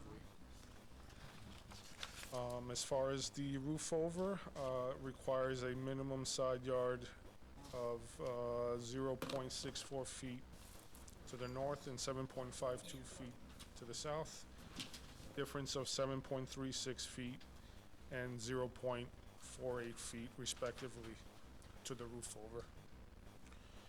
Variance also for aggregate side yards, requesting to build at 18.5 feet to the second floor and 8.16 feet to the front roof over. From permitted 20 feet, a difference of 1.5 feet and 11.84 feet respectively. There is also an existing first-story addition that requires a variance for side yard. It maintains a 7.05 foot side yard instead of the permitted 8 feet, a difference of 0.95 feet. Also requires a variance for rear yard setback, maintaining 22.4 feet instead of the permitted 25 feet, difference of 2.6 feet. The proposed additions will have no significant impact to the environment, will not affect any of the adjacent properties, and will fit in with the character and nature of the neighborhood. Got a side yard of less than a foot. That is the big question mark. Yeah, was, that's a real big question mark. We did suggest to the homeowners to bring it in a little bit, maybe a few feet, because they wanted the wraparound look. If you look at the front elevation, and it's 4 foot. Nice look, but So we suggested they bring it in to 2 feet on the sides and still give them that wraparound look. The lot is an odd Very shaped, odd shaped also, correct. but that being said, it is what it is. This board very rarely grants that kind of a side yard. I think you better go back to your, I don't even know if 2 feet. Another suggestion would be to stay in line with the house. that would be a good That would suggestion. be a good suggestion. They have to, that's the lot, it is what it is. Okay. Got it. You've been here long enough. Yes, I know the procedures. Yeah, okay. So why don't we put it on reserve? No, I think we're pretty much set. Staying in line with the house. Well, you're gonna have to You're gonna have to submit talk new to plans too. Oh, No, here's what you do. We won't put it on reserve, because we can't vote on it for 2 weeks anyway. During the 2 weeks, send in something, you can email it, the revision, and then, so it'll Okay. save you a trip back, and we'll make sure we do it right. Very good. Thank you. Thank you so much. Okay, any Have a other good evening. correspondence?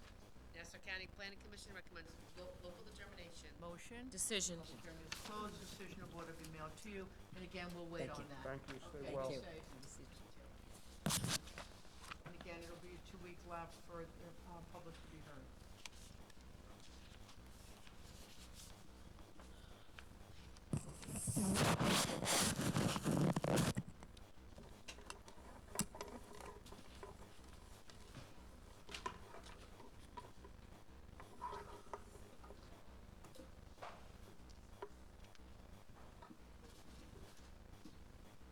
Next hearing will be hearing number 22, appeal number 20-226, Brad Fell, 20 Gloria Place, Plainview, New York. Yeah. Nope, yeah, I didn't miss it. We did it. we did. That- Good evening, everyone. Good evening. Promise to tell the truth during these proceedings. I do. Name and address, please. Salvatore Koshia, Permit Russ, 338 Jericho Turnpike, Syosset, New York, 11791. Good evening, Madam Chairwoman, members of the board. Good evening. All right, I'm here representing Mr. Fell at the property known as 20 Gloria Place in Plainview. Property is located in R17 zone.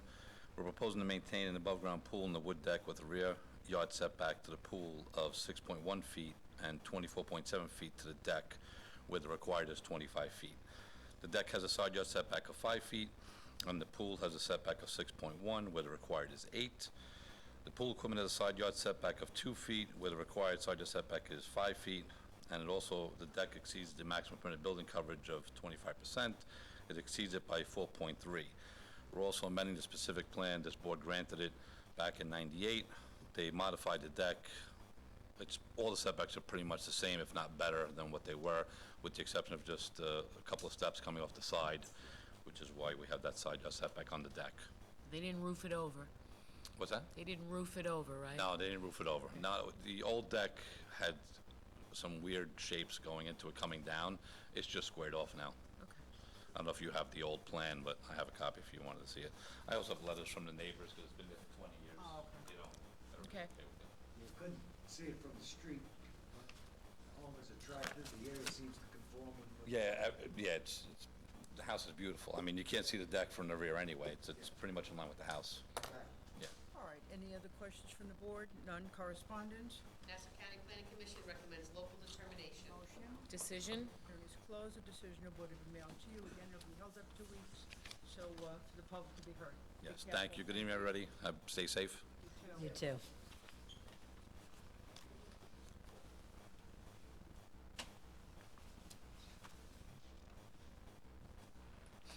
Read out our 20. Okay.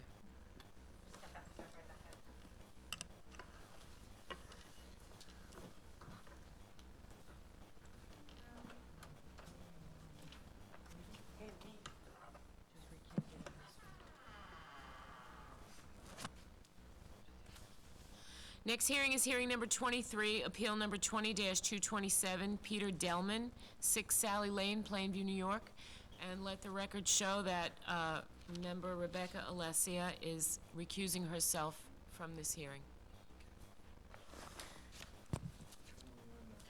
23. Come to tell the truth on these proceedings? Yes. Peter Delman. Michael Towers, Long Island Emergency Power, 2 Ocean Avenue, Deer Park, New York 11729. I'm here today on behalf of Peter Delman, requesting that we install a home standby generator in the rear yard up against the deck. We will meet the required 8-foot setback from the property line, but we are asking that we can set the generator behind the deck instead of behind the house, so into the side yard, rear yard, excuse me. I do have pictures, but I think it's pretty basic if you see the survey, but I can certainly give you these pictures. Yeah, it's big, yeah. It's not visible at all from the street. It's less of an encroachment on the neighbor in their house because it's further back into the yard. And there's still a 30-foot rear yard setback from the generator to the rear yard, and there's about 10 feet to the neighbor's yard. Where you'll see on the picture, I placed something on the ground. That's the location of the new generator. The generator's gonna be 4 foot by 6 foot, and about 30 inches high. It will not come up above the deck. All right, all right, any other questions from the board? Correspondence? Nassau County Planning Commission recommends local determination. Motion? Decision? Hearing is closed, the decision of board will be mailed to you. Again, it'll be a 2-week delay, so the course. public can have an opportunity to Thank hear. you. Thank you. Good night. Stay safe. Careful.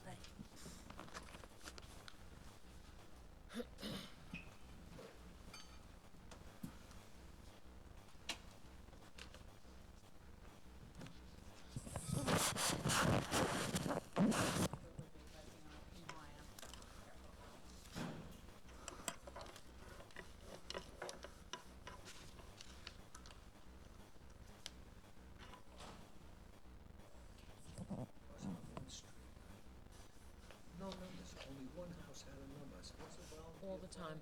That's hard, that's a big problem for People them. don't realize that. Next hearing is hearing number 24, appeal number 20-228, Amir Gilad, 50 Joyce Lane, Woodbury, New York. One number's Yeah. they could base it on. Right, because sometimes it's hard, you don't know if, is it by 2 or 4 or? Holly, okay?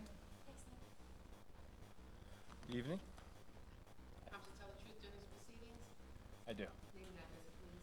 Sure, my name is Nick Pfluger from Bolo Pfluger Architects, 12 West Main Street, Bay Shore, New York, 11706. I am the architect on the project located at 50 Joyce Lane, Woodbury. I'm here on behalf of Amir and Heather Galad. We are requesting a variance to construct a second-story addition and a front open porch exceeding the maximum building coverage area and the allowable GFA. We are proposing 21.08% building coverage, where 20% is allowed, 5,111.25 square feet of GFA, where 3,989.34 square feet is allowed. The addition will comply with all other zoning regulations for zone R1-10, as we are aligning the second floor addition with the existing structure below on all sides. The Galads are proposing this addition to have enough space for their expanding family, and we believe that this addition will not have a negative effect on the neighborhood and would only add to the character of these surrounding homes.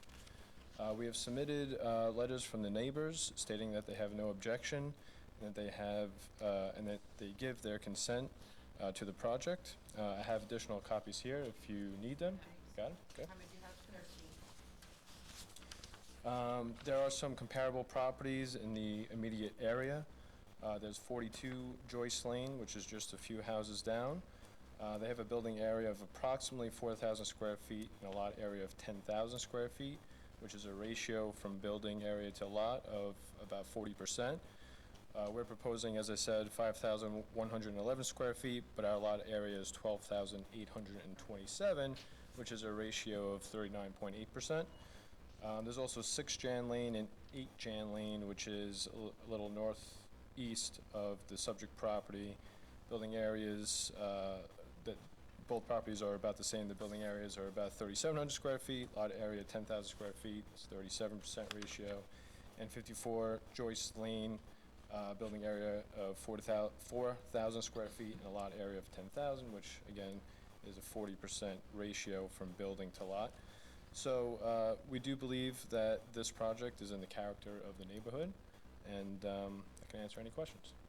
All right, yeah, we're familiar with that area, though. Yeah, Judy Jacobs lived at number 30. All right. Oh, okay. All right, any other questions from the board? No correspondence? Nassau County Planning Commission recommends local determination. Motion? Decision. Public hearing is closed. Decision of order given out to you again after 2 weeks, so the public will be heard. Thank you. Be Great, careful. thank you. Have a good night. You too. You need gloves next week. Feel like my boat. I'm bringing gloves. You're happy. Fine.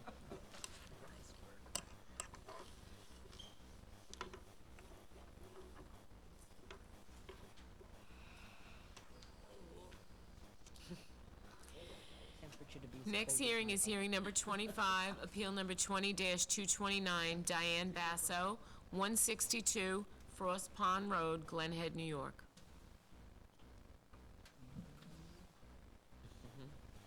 Big.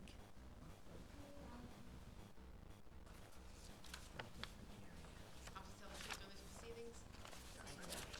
Diane Basso, 162 Forest Pond Road, Glen Head, New York, 11545.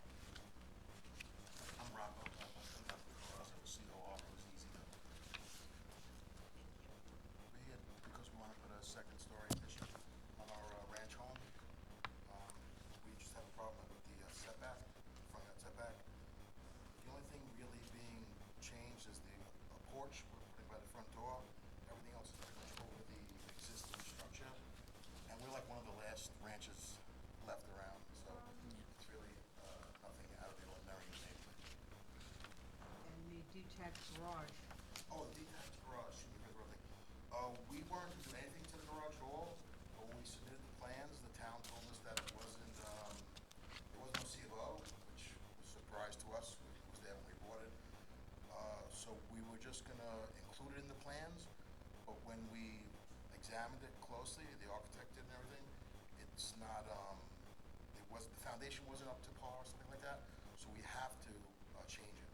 So you're taking it down and putting up another one? Yeah, we moved it a little bit just to make it look a little better. It's not really, Was the other one in the same place, pretty much? yeah, pretty much the same place. We just actually just twisted it a drop to make it face the front more. You're pretty much going over the first floor, Yes. for the most part.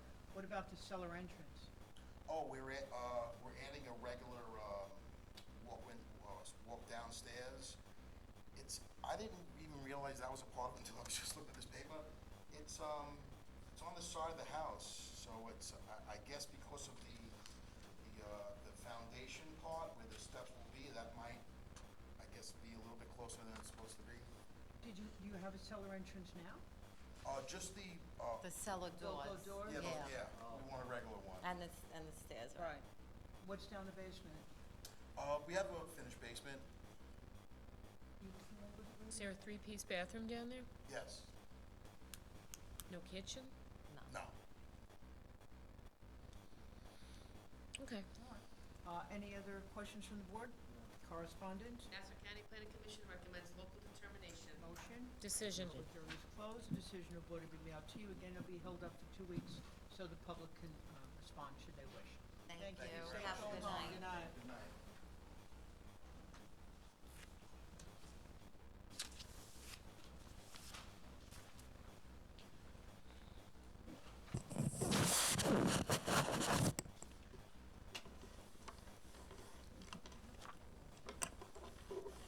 Yeah. It's a big piece of property, too.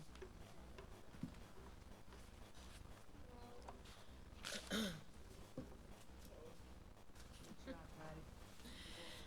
Always.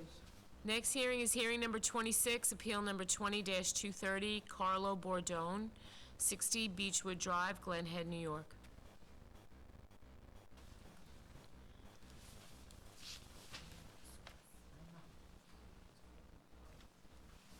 Summer kitchen. Raise your right hand, sir. Promise to tell the truth during these proceedings? Yes, I do. Name and address, please. Carlo Bordone, 60 Beechwood Drive. Thank you, sir. So I'm here because I have another stove in my house. I didn't know. Is it just a stove, or it's a Well, I it's a have, kitchen? okay, so what happened was, we built the family room, which was a covered porch.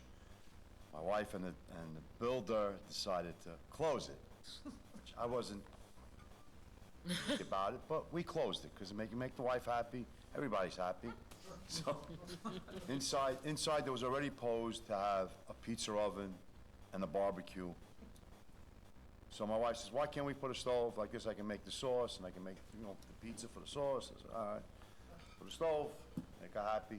So we designed this whole thing, not knowing that we weren't allowed to have a second stove in this room. And it turns out that we're not, so now I'm Yeah, stuck right, with right. the stove When that the I queen can't is do happy, nothing there's with peace a in the hood. kingdom. Everything, it's, Is it just a stove? Or well, it's a stove, and then next to it, which I have a barbecue, and then on the other side of the room, it's a pizza oven, which it's all wood No burning. refrigerator or sink there. There's a sink and a refrigerator, yes. you have cabinets in there? It's just a set of cabinets on the bottom, but it's not fully cabinet because, whatever you call it, the pizza oven takes up a lot of room.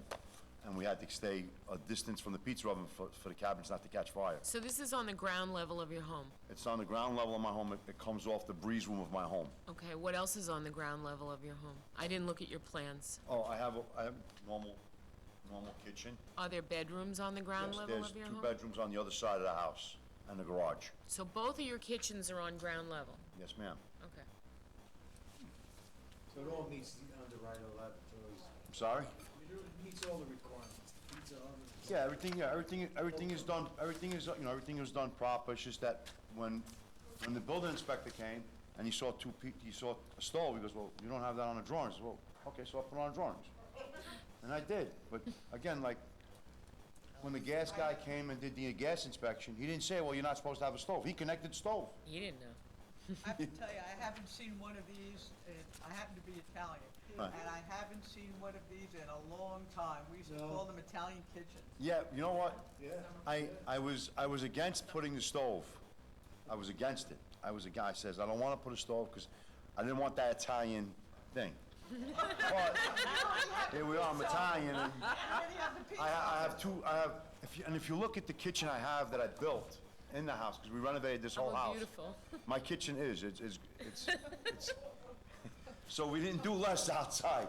Our But- concern with kitchens, always second kitchens, is possibility of rental. No, I have no parking. desire to rent. It does not sound Not like renting that's this something, house. Yeah, this it's is all on the something same we floor. don't usually see. Right.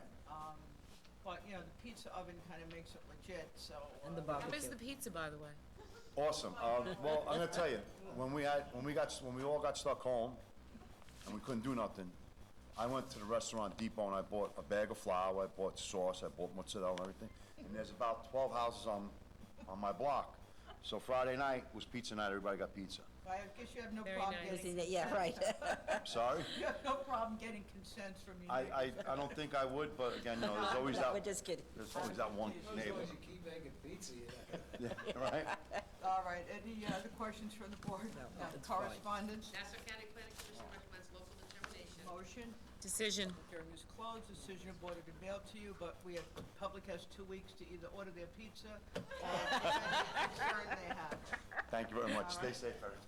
Darlene, you know, my heritage is a little different than yours. You know what our kitchen is? Mine too. You remember?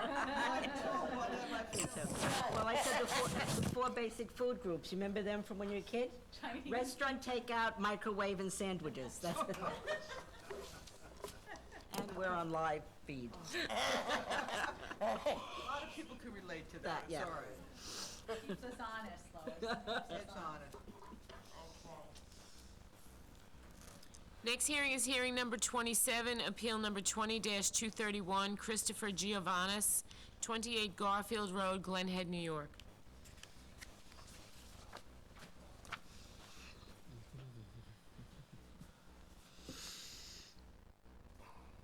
Help us tell the truth on these proceedings. Yes. Name and address, please. Andrew Kaplan, representing Christopher Giovannis and Oyster Bay Drafting, 68 West Main Street, Oyster Bay, 11771. Kaplan. All right, we have on this It's only 512. three variances we're going for. First being the front yard setback. The existing house, as it currently stands, has an existing setback of 24.8 feet. We are actually proposing the dwelling to still have that same setback. However, the portico does come forward to 20.8. If it wasn't for the average front yard setback, this would be acceptable. The average front yard setback is actually 29.97 on Garfield. This is a corner house, and the other front yard setback is at 25.1, which is fine and it's not being changed. The bigger concern with these variances is the proposed height. From average grade, the proposed height is 29 feet.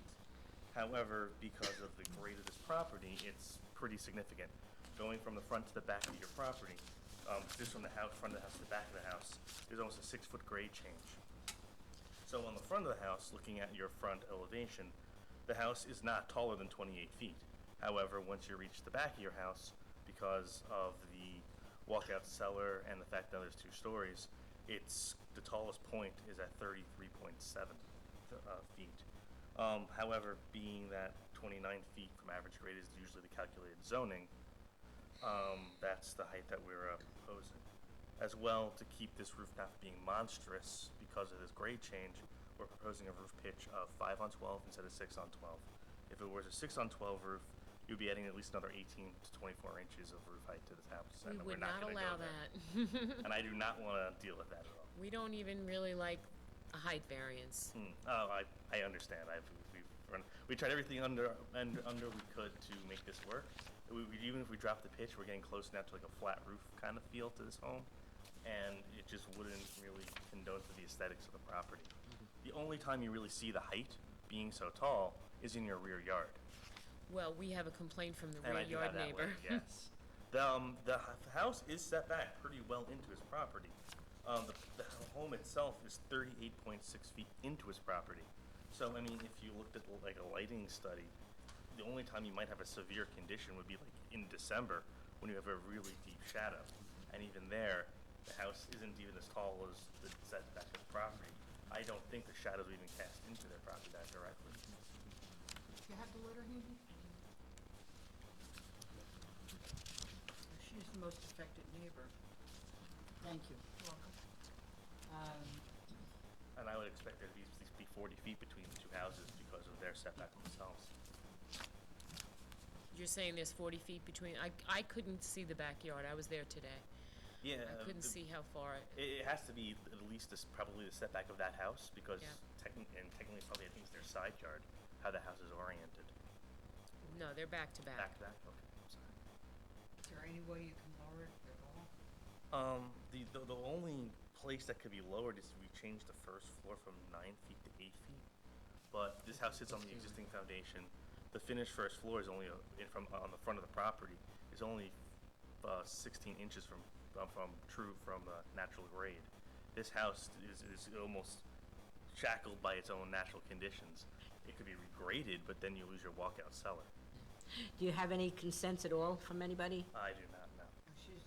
I know you have the complaint. I can easily provide the dais pictures tomorrow showing how the existing house, this is just the natural way the property is.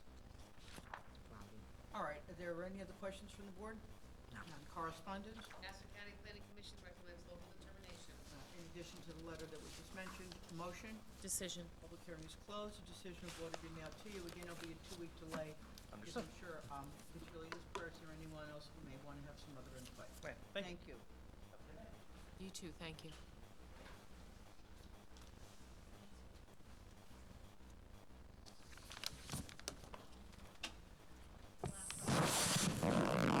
It's gonna be the 7-Eleven.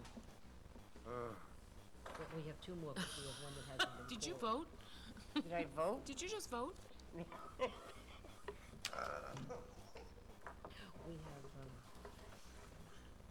One for before, recall. yeah, early Yeah, one, I recall, think the person probably No, I don't think so. have a recall too.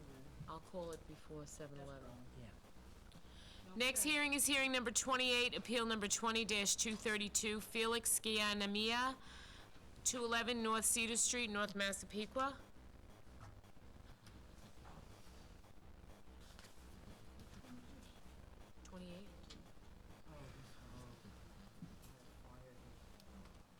Raise your right hand, please. Promise to tell the truth during these proceedings. I do. Name and address, please.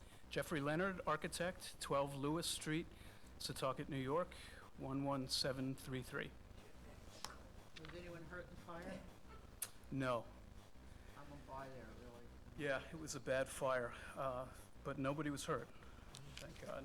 Is it similar, you're leaving the foundation? We're leaving the foundation, that's correct. Is the house you're proposing similar to what was there? It's similar, there are two changes, neither of which actually factors into the variance we've requested. He's going to add a small 5-foot addition on the first floor of the rear to get a first-floor laundry on the same level, but that still complies with the rear yard setback. And then the second story of the prior house was a cape style underneath the eaves, and he'd like to do a true second story, still within the footprint, but not sloped like that. All right, any other questions? No, let him- I'm sorry? Let him tell me. Go ahead. Did you want to? You have anything else you want to tell us? No, what he's proposed is in character with the neighborhood. He's got some neighbors that have very similar So style homes. so the house is, except for the changes that you mentioned, the house is the same. That's right. All right, correspondence? Nassau County Planning Commission recommends local determination. Motion?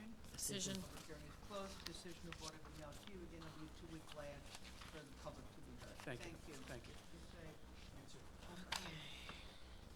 Equal two, I guess. We did skip a case earlier in the evening. I think it was number 2. Did anybody recall show two. up for recall number 2, appeal number 18-345? Michael, yeah. Michael Fairclough? No? Okay.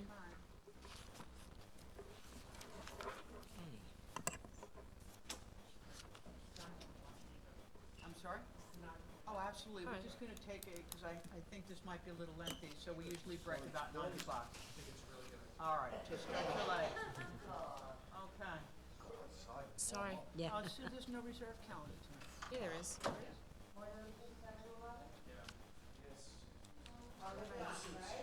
missing it.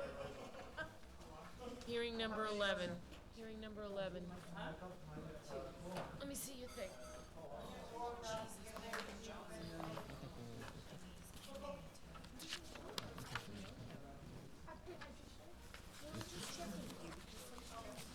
Well, look, if you had, take your right calendar. Reserve, I have one, right?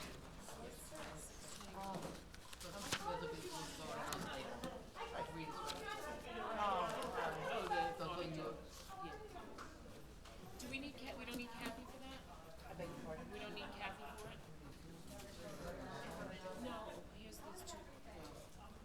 There's gonna be no cellar stairs. And take the stairs up to the second story deck, 'cause it's a dwelling. So if there's no stairs, that's the only way to get up to that door. Sue?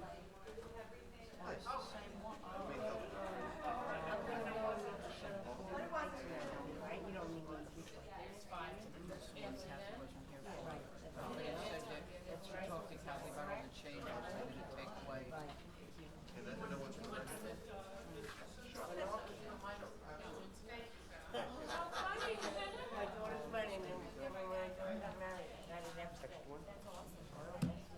Text me. That language college, you're welcome. This is Mariah one. Oh, I know, hey. It's an Italian thing. How'd you like the pizza oven? I Did you love ever it. hear Sebastian Maniscalco talk about he's on a date and his father put the woman in his car? And the girl's like, Don't turn your back to me. well, what do you have a car? He's been like, do you have a pepper hanging from your mirror? He says to her, well, he's driving, but he wants to keep spirits away from, you know. He looks at me and goes, you don't have that in your religion? That's funny. That's good. Read it. That way read it. That pizza guy, I will forget. He was funny. He was the best. The pizza guy was the best. And you know, Bill Grassmere probably would say, we're never gonna vote for something like that. But the way he did it, he said it's so, and that's all they want. But the pizza oven did it. When he made it for all his neighbors, that's the thing. And what do you say to them? Merritt's Road, Farmingdale. It's almost like an outdoor kitchen. I didn't know you could have a pizza oven inside your house, did you? As long as it justifies the cash register. So what's, You're asking me, really? Restaurant takeout, microwave and sandwiches? yeah, I mean, I'm thinking of like I a, use my oven once a year on Thanksgiving. really, you do use it that often? Yes, yes. Actually, I used it twice this year because with the kids, we actually made a cake. Package, but we did Well, it. that's all. Well, you know, one It's of a my. carousel cake. It's actually very cute. Carousel It's a regular cake with your ice. Right. And then you get animal crackers. Okay. And peppermint seeds, and you put them in, and then you cut out a paper atop, just like a circle. And then the animal crackers go on top of that? Yeah, what you do is this would be the cake. It would be a cake. Right. And then you put the pepper- animal I- crackers against the peppermint stick all around. Oh, they're on the- And on top of it is like the top, like you would have on a carousel. But where are the animal crackers? Just kind of sitting on a cake? They're sitting on the cake. They're like the things that you would ride on the carousel. That's a cute idea. Disney cookbooks. Let me go to the. Oh, yeah. Yep. How are you? Good, how are you? Very good, thank you. Sue, what did I Thank you so want much. to ask you? I don't remember. Oh, it's cold. I feel like coming from 7-Eleven, you could have brought us coffee. It is freezing in here and late at night. It is cold. A little planning would help us here. That's a joke.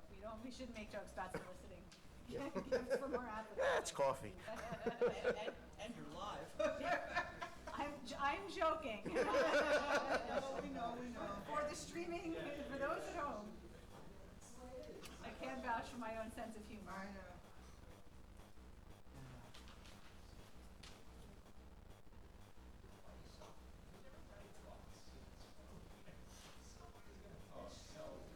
This is one postponed. How many were postponed?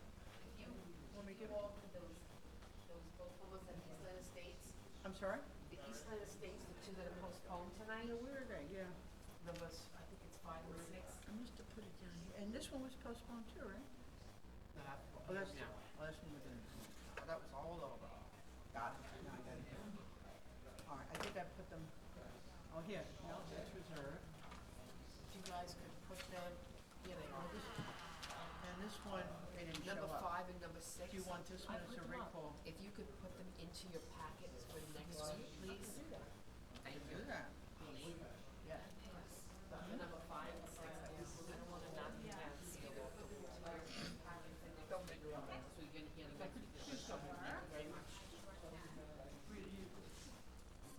Where is mine? Oh, here they are. So into next week's.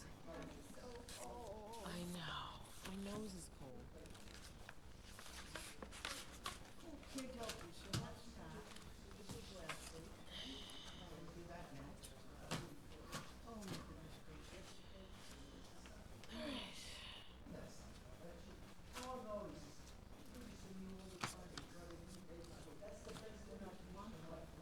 Saturday. You are? Nice. No, I was gonna ask you if you were going. Yeah, we could get one for next year because what happened, was they had canceled, other people would cancel hikes for May and June, and they gave them the opportunity already for next year, and then it filled up. It can't, you know, yeah. but we rented a house up in Pennsylvania, the Poconos for a week, the end of, That's August, nice. So all it's of us different. You went know up. what? You do the same Well, thing. my older daughter, you know, she's got a week's vacation, and they can travel. But where's she, first of all, they said, second of all, where's she gonna go? You can't go anywhere. I don't know. Rebecca, where can we go? I can give you a list. You should follow us on Instagram. Is anything travel or anybody? Well, I mean, it's also difficult, right? Even like, especially coming from a legal background. I'm gonna recommend that somebody get on an airplane. I don't think so. You know what I mean? Yes. But Clap I have every a lot time of I people- see one. I have a lot of Yes. people Could going you put them into your next week's packet? Oh, sure. You're gonna hear them Absolutely. next week. Okay, absolutely. Rhode Island, Open Woodlock. Yeah, I'll just put them in here. Did you like it there? We had so much fun. I hear it's great. Woodlock is. I've never been. I shouldn't say it's unfair. Oh, okay. So I'll just leave them in the front or the back for now. Entertainment, nothing like outlet, it's just so homey. It's a throwback. It's a throwback. And there were, their COVID precautions were over the top. Like it was so, I felt so. I almost was gonna say you're talking about Woodlock. It's so safe. I haven't been, I haven't been there. I did just, I heard wonderful. The I heard it's really good. original Jim Harbaugh Club. one on the bakery. A lot of people I know like it and they, you know, they say it's And right now, we don't, I'll tell you know something that's in the next week, it makes a big difference. It's Pocono now, it's just so, everything is just done the way it's They're getting ready.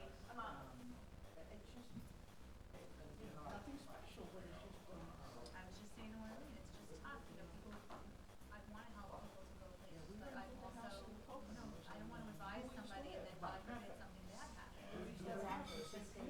kids bugging me. But it's very personal.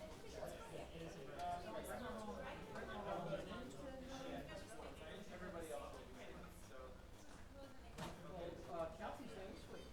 She said Brian agrees that they reviewed it, she said it's great. She was very happy, said everything is pretty much open and emptier than usual. But, We're going, we rent the condo at Atlantic at the end of August, but this year we're bringing our own shit.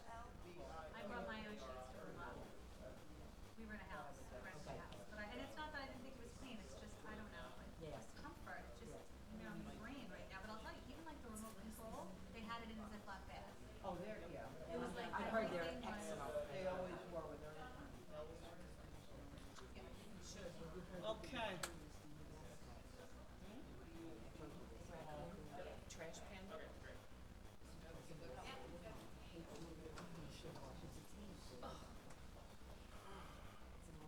Okay, I think we're about ready. Alrighty. Thank you, Valerie.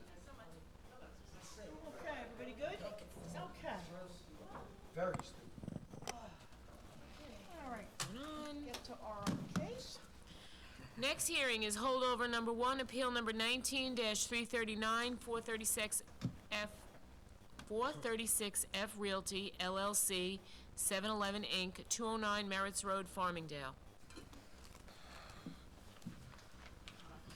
I am, so you ought to, someplace to swing in. Okay, thank you.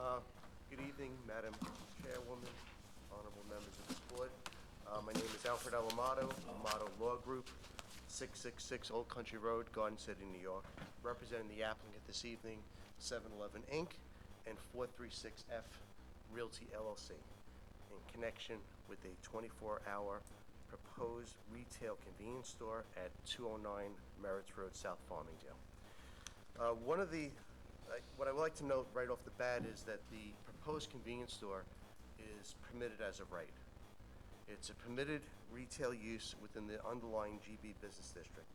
And we believe it's in keeping with the character of the other business uses in the district. Can I just interrupt? I was going to ask you, we're very familiar with the area.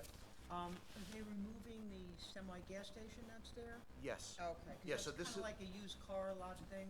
Yeah, it was with this old special permit, it was supposed to be for a gas station, auto repair, and now I think it's a used car lot. Right, so that's, I just want to make sure we're talking about the right property. Yeah, it's in a really bad state of disrepair. So, the store is as of right. The application complies with all the town's bulk requirements and dimensional requirements. The applicant has completed the site plan review process and the TECRA process. The reason we're here this evening is on February 5th, 2020, town's Department of Planning and Development issued a notice of rejection. That notice of rejection cited Chapter 246, Section 7.8, with the following notation. Proposed convenience store open for business 24 hours a day does not comply with, quote, hours of operation. And since it's the basis of the hearing, if the board would indulge me, it would take me about a minute. I'll read the section, just so we're all on the same page. In order to promote the public health, safety, and welfare, whereas otherwise necessary to implement this chapter, the reviewing agency may establish reasonable limitation on the hours of operation of any non-residence use when such use is of a nature or location that could be reasonably expected to have a significant impact on neighboring businesses at unreasonable hours of the day. I think it was neighboring residences. Maybe I missed. Yeah. I stand corrected, thank you. Okay, thank you. Thank you. Any limitations imposed shall also include limits on hours of delivery, the operation of property maintenance, equipment, and the other potential sources of noise disturbance. One of the problematic items is that the notice of rejection does not indicate the form of relief that's necessary. It also doesn't say what it's saying the problematic hours are, or basically how application is not in compliance with the actual design standard. And this is a design standard, right? It's not a use, it's a site plan design standard, and that's where the section lays. So we've been having some, I guess, philosophical questions as to, well, we're coming here, should we really be here? And on top of that, what are we actually applying for? We did frame the issue for the board on June 16th, 2020. We did address the board secretary. We just posed, and it really was just a form, well, could you please help us formulate how we should be presenting this application so we know what criteria we need to check off. The only indication we've gotten back was really in the notice where it said, quote unquote, variance. It appears that it's been typed as an area variance because it's a 100-foot mailing requirement, which is synonymous with area as opposed to a use variance. So my role here this evening is to have the applicant demonstrate how we believe we actually do comply with Chapter 246, 7.8, hours of operation, as it's written in the code. And secondly, if the board ultimately does not agree that we actually, in fact, comply with it, we would be requesting in the alternative. So the first would be, no, actually, we do comply. Second, alternative relief as mailed out, that we would need a variance from the section, and we would go through the town, we're planning on going through the town code section 12.3.5.2 and town law section 267B3. Are you suggesting that the board doesn't have the authority to set hours or limit hours? Well, in fact, that's where I was going next. So, and we've actually litigated this issue against the town last year. So, first of all, this is as a matter of... What was the outcome? We won. Oh. Was it the same, do you have the case? Do I have the case? Yeah, Sure. It's, pass it up and give us a copy. I'm sure our attorney would review it, as will we. we'll get it to you, but I'll give you the site. Lower court decision? Supreme Court, yes. Supreme Court? Yeah. No, Supreme Court in Nassau County Supreme. Yeah, They never went to the appellate division? No, we struck the ordinance. So, in short, there was a local law, 6-218, added a code section 5.5.33, entitled Commercial Zoning Property Abutting or Within 100-Foot Radius of Residential Districts. That ordinance said hours of operation of any establishment located in a commercial district other than a district, any district other than a residence district which abuts a residential district. So basically, commercial district which abuts a residential district or was within 100 feet radius of a residence district shall be limited to 6 a.m. to 11 p.m.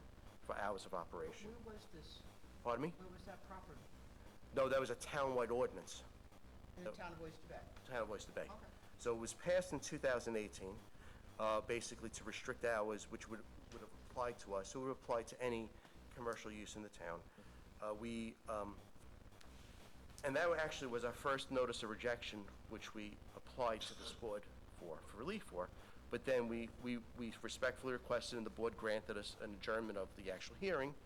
And we got a decision, index number 1278/18. And that's the index number. The decision was June 12, 2019, which rendered the ordinance null and void. Is that the ordinance you're moving forward under tonight? No, so basically that was struck. Right. So it's a very interesting development. And so then, I guess legislatively, the town tried to regulate our hours of operation. Okay. And of course, strike it. Well, it's my understanding is they probably tried to correct what they wrote and make it valid. What it sounds like they tried to do. Oh, go ahead. So, Try to enforce their own ordinance.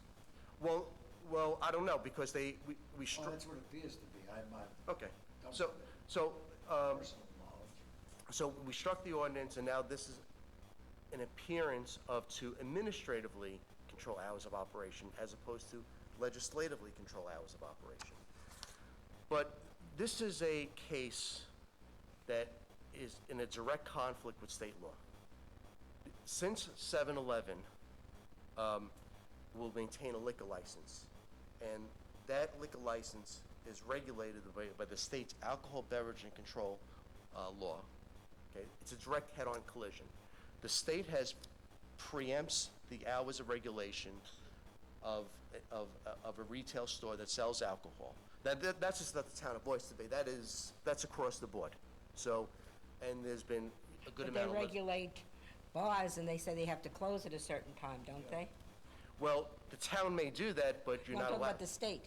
The state does, yes. So basically, it's field preemption. Basically, since the state regulatory scheme regulates this, they basically said, this is our jurisdiction, whether you're the county, whether you're any town of the island, any village, this is our area. It's a head-on collision, because, they basically... Stop and Shop can't, they're not open 24 hours. Nope. And they sell beer. Beer distributors aren't open 24 hours. I'm not getting I'm not getting the analogy here, but move on. Well, it's field preemption. And the second thing is, it's called field preemption. Oh, field preemption. Field preemption. I couldn't hear Field you. preemption. We also... But we're already disagreeing with that, because we've just cited, I don't know, several times where the state you're saying the state can always say everybody can be open 24 hours, and we all know just by practical experience, let alone legal experience, that you don't go to a beverage store at 3 in the morning, or Stop and Shop, or any of them, or wine stores. So obviously, the state is saying it's okay on some level to sell it, but we're not insisting that everybody can open it. That's a very different argument. Right, well, all I'm saying is that if you impose a regulation, that let's just say you say it has to close at 2, and the state says it's allowed to open to 3, you can't That's cut. not what's being said here. That's not how I'm reading what you're saying. I don't see that the state said that 7-Eleven has to be open 24 hours. No, I'm not saying they have to be 24 hours. All I'm saying is that the town cannot regulate the hours of a 7-Eleven because it sells alcohol. So in other words, they can't regulate liquor stores in the town of Oyster Bay? No. They can't regulate, No, you can't. I'm sorry? You cannot. That it's Is open. this decision on an appeal, do you know? Sure. Luell Properties. It's the New York State Second Department, Appellate Division, 2003. And actually, incidentally, against the town of Oyster Bay in 1990, in Old Country Burgers Corp. Inc. versus the town of Oyster Bay, the court held that it was illegal for the town of Oyster Bay to regulate the hours of operation of a drive-through business. What it comes down to, you're allowed to regulate the use of the land externally, but not the manner in which a business operates, which includes its hours of operation. So, and we've dealt with this with many towns, and we've sent letters to many towns, like the town of Hempstead. However, we can regulate lighting. Absolutely. You can regulate external effects, right? Lighting, Like right, signage, sign or up- dimensions, all that. But in terms of the internal workings of the hours of operation, that steps out of the permissible area of land use. And we'll provide you the cases, but also, you know, it was decided at the Second Department, the Appellate Division, against Oyster Bay in 1990 in Old Country Burgers Corp. Inc. So you're saying then it's basically liquor stores, I'm just a west town of Oyster Bay, liquor stores, wine stores, Beer distributors. beer distributors, Bars. supermarkets are just out of the kindness of their heart, not operating 24 hours a day to sell liquor. It's their business model, basically. I'm sorry? It's their business model. Their business, yeah. Your business model, though it says 7-Eleven, is to be open 24 hours. Correct. That's the branding. And they call it 7-Eleven even though... It used to be, actually, way before I was representing them, I've been representing them for 20 years, I understand 40, 50 years ago, when it first started, it was 7 a.m. to 11 p.m., which then eventually it changed to 24 hours, which is basically the business model, how they operate numerous stores, as I'm sure the board is aware of the town of Oyster. Are there numerous occasions where they're open 24 hours? Is that the norm? That is the norm, and if there's an exception, I'm not aware of Do it. you know how many in Oyster Bay are operating 24 hours? Sure. Or first of all, how many are there in Oyster Bay, if you know? Do we have an exact count? And out of that, how many are operating It's 24 hours? about 20 in Oyster Bay that are operating 24 hours. Do you know how many there are altogether in Oyster Bay? 20. And all 20 are operating Yes. 24 hours? So this would be the only one that wouldn't be operating 24 hours, is that what you're saying? Well, if the I mean, should it be denied? should it be denied, they probably would not even proceed forward with the store because it doesn't meet their business model, and then we'd be back in court to basically make sure that it is open 24 hours. The other 7-Eleven in Farmingdale, according to what letter we got, there's one close by, is also open 24 hours? Yes. So, and I just say that because A, I was asked, and B, this kind of a reservation of rights, it should the hearing not go, you know, how we hope that it will go this evening. So what I'd like to now focus on, if it's okay with the board, is just to kind of go through the application before the board, first starting with how we believe we actually comply with the standards, and secondly, if we don't comply with the site design standards in the section I referenced, why will we be entitled to that variance? So, in putting together this outline and preparation before the board, what I kept in mind were the public notices, the emails, and the petition that was sent to the board.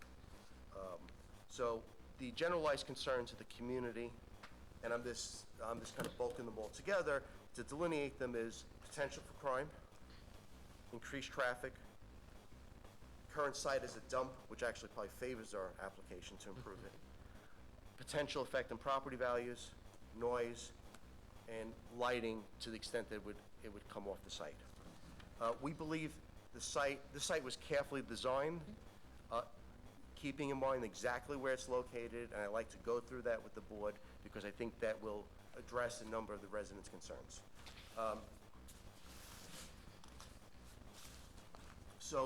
This is the very basics. The property is 26,400 square feet. As the board's aware, it was formerly a gas station repair center. Now I think it's essentially a used car parking lot. The existing building, in our opinion, is deteriorated. It's 2,030 feet. And the site is buffered by 4 surrounding streets. And I think that's very relevant for us this evening. Okay, so there's no budding properties, no budding residential. It is, on the west side, it's Merritt's Road for about 200 feet. And I don't know if I'm pronouncing this correctly. Is it McKell Avenue? Is that how we pronounce it? I think that's how it's McKell Avenue to the north, Hart Street to the east, and Lockwood Avenue to the south. The site currently has 5 full-service curb cuts, 3 on Merritt's Road, 1 on Lockwood Avenue, 1 on McKell Avenue. There's no access from the rear, on the rear of the property, which is over Hart Avenue, that's to the east, which is the rear of the property. However, there's an existing wide area of trees and fencing. This to kind of go some orientation for the uses in the area. So to the south, it's primarily commercial uses. So right across the street, across Lockwood, there's a Valero gas station, followed by a number of commercial retail uses, Chinese restaurant, a Carvel store, restaurant supply store, grocery store, CVS, hair salon, and a bank. East across Hart Street, which is behind the property, okay? So Hart Street, this a little point of orientation and buffering, is 60 feet wide. The landscape buffer that exists at the rear of the property is 20 feet. The proposed store would be 43 feet. Take into account the existing front yard setback of the residential property, and actually, this would actually be very helpful. I gave the board a package, and if you flip through it, do we have a look at this, guys? Okay, so there's a binder clip with photo sims, and if you look behind that, there's a aerial map. Sure. So, and everyone should have, this is exactly the document? Yeah. Okay. So this will give the board some orientation of distance. So you can see Hart Street there. If you go front door to front door of the proposed store, it's 148 feet. Like I said, now that's behind the building, over 20-foot buffer, across a 60-foot street. To the north, which is the other residential, another residential property, that's over McKell Avenue. You do have that house, and you have a number of commercial uses that are past the house, including a Dunkin' Donuts, a bank, and a pizzeria. So in terms of buffering, once again, the front door of that house is 140 feet from the corner of this proposed store. So that's across a 60-foot street. So, and across on the west, which is Merritt's, it's 166 feet. That's, there you have a nursery school, the Oyster Bay Park, and Bethpage State Parkway. And of course, across Lockwood, we mentioned, we have the Valero. So, what also might be helpful to the board, there's a number of photos. So we hired a company to do visual simulations, before and after. We believe that once we build this store, which is fully code compliant, it's going to be a drastic improvement over existing conditions. So if you look at the photos, which I can also pull up here.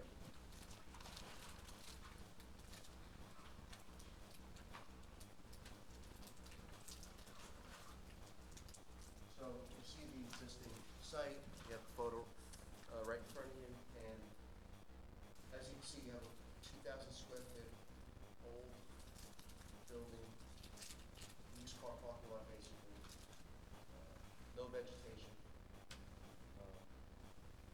crazy number of curb cuts, 5 curb cuts, including a curb cut on McKell Avenue, which is the residential street. So, by the way, besides all the other work we're doing on the site, we're gonna change it from 5 curb cuts to 3 curb cuts, including closing the curb cut on the residential road. This is the proposed build, which is 1B. 1B in the photo package that you have. And so as you can see, the brick face has some nice Cornish trim. There'll be a tremendous amount of landscaping that'll be installed. So this building will be 3,050 square feet. And also the underground tanks have already been removed from the site. The sites would have 16 the code requires 16 parking spaces. We're proposing 119 as required loading zone of 14 by 40. And we're adding an incredible amount of landscaping, 3 deciduous trees, 37 evergreen trees, 21 evergreen shrubs, 66 deciduous shrubs, and 470 plantings of ground cover, which we think we're going to create quite an attractive site. The signage is all code compliant, and significantly, no signage is proposed to face any residential home.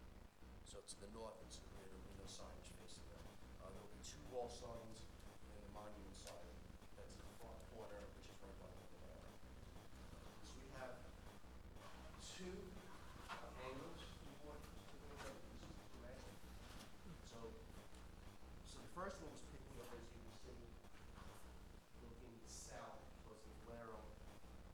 This would be looking north towards the residential home, the existing condition, and the proposed condition. The 7-Eleven is planning to spend quite a amount of money to beautify the site.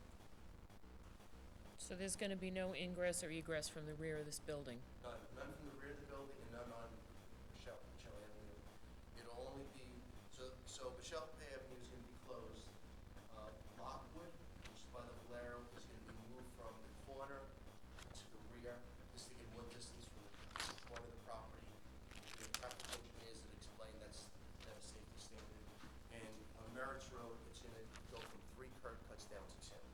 So that's the plan, and it basically puts the site in compliance with more the modern regulations of the town.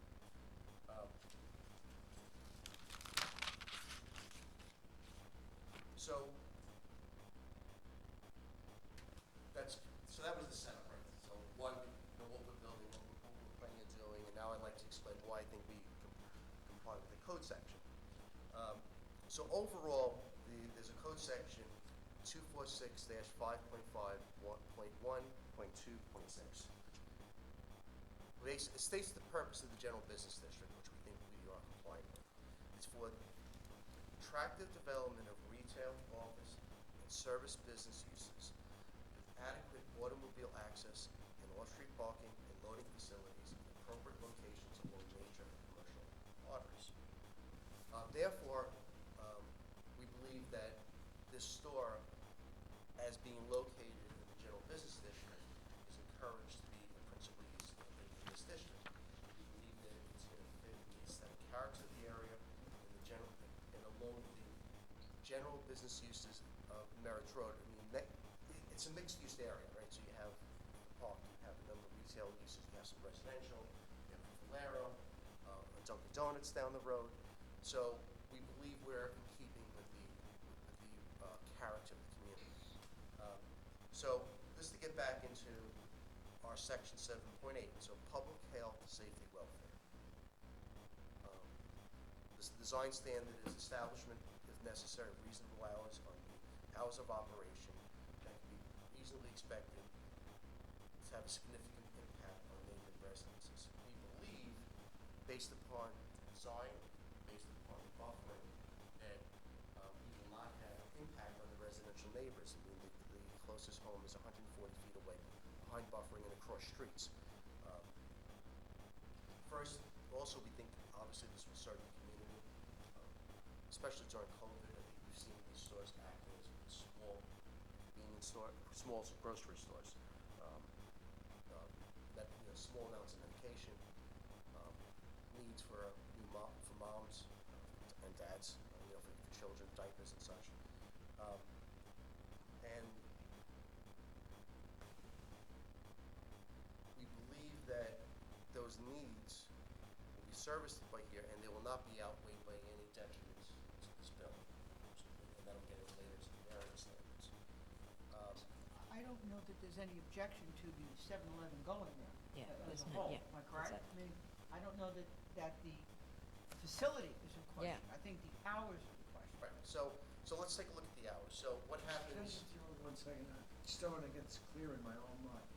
The basic position is it's an as-of right use. Yes. But the town does not have the authority to regulate hours of operation. Correct. So that's, I guess that's why and excuse me for, Please. but I guess that's why I'm a little puzzled as to why it's before us, because it's a question of law. Yeah. Right, we're being asked to interpret a question of law here as to whether or not Madam Chairwoman, obviously I defer to you on this, but it's not a question of fact. Nothing that they're gonna tell us is gonna influence whether or not we're able to regulate their hours of operation. Well, so that's the question. I guess in the first instance, you know, it was not presented that way because it was presented as, well, do you comply with the standard or not? All we're saying as an initial principle, we don't believe the town at all. And I made this position, we made this position known to the, you know, to the planning department that we don't have the ability to regulate, and that was the whole litigation was about it. But, So you're really not seeking parking variances or anything No, like that? nothing, No, just, that's, yeah. that's why I'm confused. It's not really Yeah, a Yeah, I variance. agree with you, I'm well, totally confused. that is exactly what we said, was I don't understand, because if it's an area variance of hours, well, how's that an area variance? So that's what has been our problem from the get-go as to why we were even sent here. We believe that, well, you don't have the power to regulate, and otherwise this is the design standard. But if we're gonna go through this administrative maze, we will, obviously we're gonna go with it. We always, as an applicant, we always have to exhaust administrative remedies before we seek any other remedies. Have we ever had, prior to my being on the board, has a 7-Eleven, for example, the one on Pine Hollow Road, come before the board asking for a variance? That was a or- matter of right. Not as long as I've been on I They don't didn't know need about- any variances, they didn't come here. I don't know about the hours. Yeah. Is that, I can't remember anything. Yeah, we've actually have never, we did some research, and we've asked the town, we cannot locate a single incident where a 7-Eleven or any other use was asked to come before the board in connection with these design standards. For instance, there's a Dunkin' Donut that opens at 5 AM, right? So that would, be overnight hours as well. And I have a whole list of other uses that are proximate to here that are opening, that, we have some restaurants and bars. I mean, I'll give you actually a list right now of some sites. So you have the Valero, which I understand from, the owner of this property also owns the Valero, and he says that it does at times operate 24 hours. So that's across the street. Dunkin' Donuts at 194 Merritt's Road, 0.2 miles northwest of the property, operates Sunday to Saturday from starting at 5 AM to 9 PM. New Bar, which is located at 47 Boundary Avenue, and this is all in Farmingdale, 0.3 miles southwest, is open Monday through Wednesday until 3 AM and Thursday through Sunday to 4 AM. Neighborhood Tavern at 182 Merritt is 0.2 miles northwest, and that's open to Saturday to Sunday to 4 AM. Turning Point Restaurant, 48 Motor Avenue, is 0.6 miles away, open to 11 PM, midnight, 1 AM, based on different days of the week. And we have a whole other list in the planning report. Susan, do you know if any other application ever came like this before us for hours? It's very strange. Yeah. We have been perplexed. We've asked for guidance on this several times. Well, I think the guidance that planning and development obviously gave you is to send you to the zoning board. Yes. And they sent you. What we do with it is another matter. I understand your concern. Yeah, me too. That's assuming that it's a legal issue. Based on what he's saying, we haven't had an opportunity to look at anything. But if it's a legal issue, I don't know that we can interpret legal issues. Right, well, that, Our I ultimate disagree with decision you. would be based on hours of operation. Yeah, I think that, so that's what, when I started this evening, and I tried to frame the issue. Well, we were sent for planning based upon the design standard and hours of operation, but they're not saying, well, you're asking the board to vary so that you can operate during these 4 or 5 or 6 hours that we say you can't operate because you're disturbing the neighbors. So it was a reference to a code section without direction, without parameters, without restrictions. So what I basically, so I could, on one hand, broad stroke argue, which I plan on doing, we comply with the code section, but when I ask you for a variance, I don't know what exactly I'm varying, because it hasn't been presented to me what the problem is. that's my point, is that, Yeah. and I feel badly because you're obviously well-prepared, you're here, you have a team of experts, so many of whom are recognized by this board in the past, and you've done a lot of preparation, but on the other hand, I don't know that we can give you any relief. Yeah. I don't. Yeah, you're right. What would our relief I be mean- based on? I mean, you're doing a very credible job as an attorney. It's not a criticism of you. not at Don, all. do you have any input on this? All right. So, unless it's just a determination by the board that we comply with the design standards, and then it's not actually a variance, it's just that, that basically, Well, facade, design signs, parking, yeah, that obviously would be a matter for the zoning board of appeals if it required a variance, but But it doesn't appear to require anything. that's not it's all, what it's we're all, here for. yeah, and we have site plan approved planning already. So they didn't send us for any of this, and we have TICRA approval. Our code is specific about hours of operations of gas stations, though. I mean, I know they're listed in the code, Okay, so I want to look at it again, and okay, for the plan. My suggestion Yeah. would be, I mean, you're here, you have all these people here. I don't know that we can or cannot give you relief until, as Rita said, we have to certainly look at the code, discuss it with our attorney. You're here, I think you may as well go forward. What do you Yeah. guys think? Oh, Yeah, I absolutely, hate to let's send have a you away. hearing and get it on the record. You know, you may as well get it on the record, Yeah. and then we will reserve decision until we all can try to figure out what to do. And if Do you nothing think else, maybe I that's can suited, entertain you you think for a that while, so. makes sense? Yeah, I'm sure planning You and didn't bring a development's pizza well oven, you can't entertain us. I don't know why you're here, that's the only problem. All right, so just go ahead as. All right, so let's talk about the overnight hours. What happens at a 7-Eleven overnight? So first of all, there's a lot less customers. It's a fraction of the normal customers. The only deliveries are CDC, which basically they have their own baked goods and fresh made sandwiches. They come between 9 p.m. and 3 a.m. However, I spoke to the 7-Eleven's operations manager. They could agree to any time restrictions, reasonable time restrictions the board would impose. So if you don't want, you want to say they have to deliver by some time so that it doesn't go to the overnight hours, that's fine. That's really the only thing that happens overnight, other than the occasional person pulling up because they need something, Quarter milk. bought a milk or something along those lines.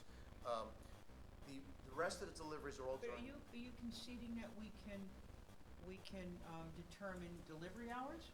I'm conceding that if the board has a problem, that we will comply with it if we get approved, but the board wants to put certain conditions on the Sounds like deliveries a overnight. CNR, which we also can't do. Right. We will concede that as well. Okay. So hours of delivery, et cetera, would be something that you, Well, we would concede. So basically, we will, if there's anything that this board finds problematic about the operation during the overnight hours, we will concede to reasonable conditions so that it does not happen in the overnight hours. there's nothing to do with the application. 7-Elevens are franchises, correct? Yes. So it's actually, it's a. Corporate headquarters, Texas, still in Texas? Yes. Okay. So it's a franchise, but it's really becomes like a partnership with the corporate entity. So the way this I would works. argue that point with you, but that has nothing to do with this application. Oh, yeah, but I'm more From than my happy. days in the New York State Assembly, so it's So- a different story. So basically, right now, this is all done by 7-Eleven corporate. They bring us in to prepare the site zone, and they build it. Then once this whole process is much further along, then they have approved franchisees or they new franchisees. So that's Legislation and they're not gonna bring in all that. In terms of noise, we believe that due to the roadways that surrounds this property and the distance, we don't see it being a problem. We're not dealing with trucks overnight. We're dealing with basically passenger vehicles, coming in. And if you, think about it, the road that is behind it, which is to the east, Hart Street, right? So that house is, it's across the street, it's behind the building, it's 20 feet of landscaping, so basically you're not gonna hear anything, you're not gonna see anything, it's buffered by 140 feet of street, buildings, and landscaping. On the other side, which is to the north, the resident who lives there sent an email, was concerned about lights coming out because of the curb cut. We've closed that curb cut, and we're putting in a ton of landscaping in that area, basically, to quiet the area down. And so the cars will be coming in, parking in front, and pulling out into Barrett's Road. We have several letters, including one, I believe, with 64 signatures on it, am I correct? That are basically opposing the 24 hours because of, what's their biggest concern, crime? Traffic, noise. Right. So I don't know, if you wanna Yeah, just so- kind of address that? Right. Right, okay. Yes, thank you so much. So we got that time to preface, thank you. So in terms, so that's how I would address noise. I've addressed delivery. Let's talk about lighting. We're gonna be code compliant with the lighting, with the cutoff fixtures. There's nothing to be bleeding out off the property.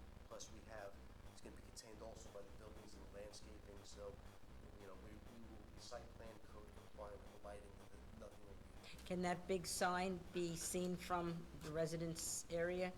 I think it could be seen, but it will not be of a type that it's gonna illuminate, because if you look at the distance, I know that's the civil engineer, so the home Okay. is 140 feet to this corner, and then now this is going to. That's near Okay, to all the okay, commercial yeah, area. okay, So fine, we I put see. it intentionally right by the Valero. Okay,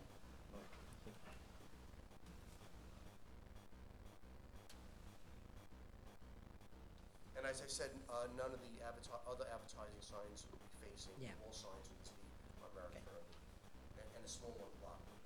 So, and we've submitted a package here of 7-Eleven security protocols.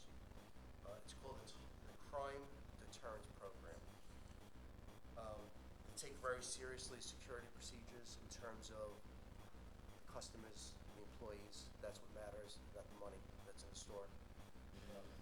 They designed this so they call it a fishbowl. So what that means is always in front of the window, there's a clear line of sight to the street, and that's where the register is. So basically from the street, to make sure the store's lit, you can look right into the store, and that they find as a very good crime deterrent.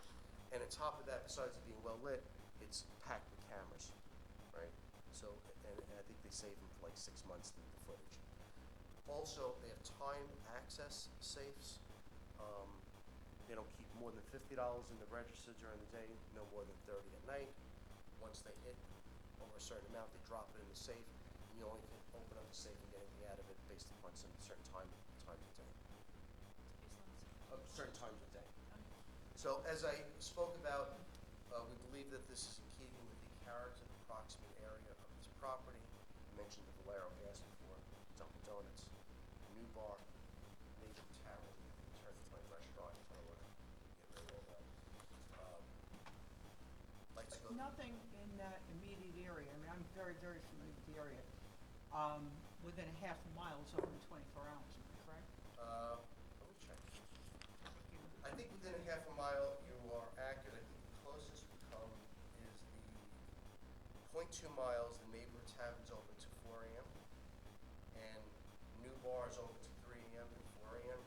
And Dunkin' Donuts opens at 5 a.m. So at some point, there's always something open and active in the community, but no single other use is 24.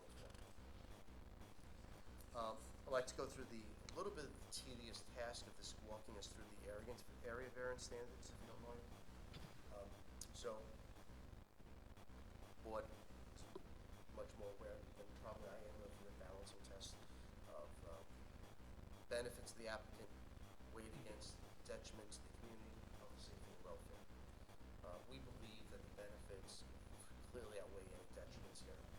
Town Law 267B3B1, Town Code Section 12.3.5.2.3, whether there'll be an undesirable change in the character of the neighborhood. Well, we have submitted to the board as part of this package, which we'd like to mark into the record, a planning report by VHB Engineering.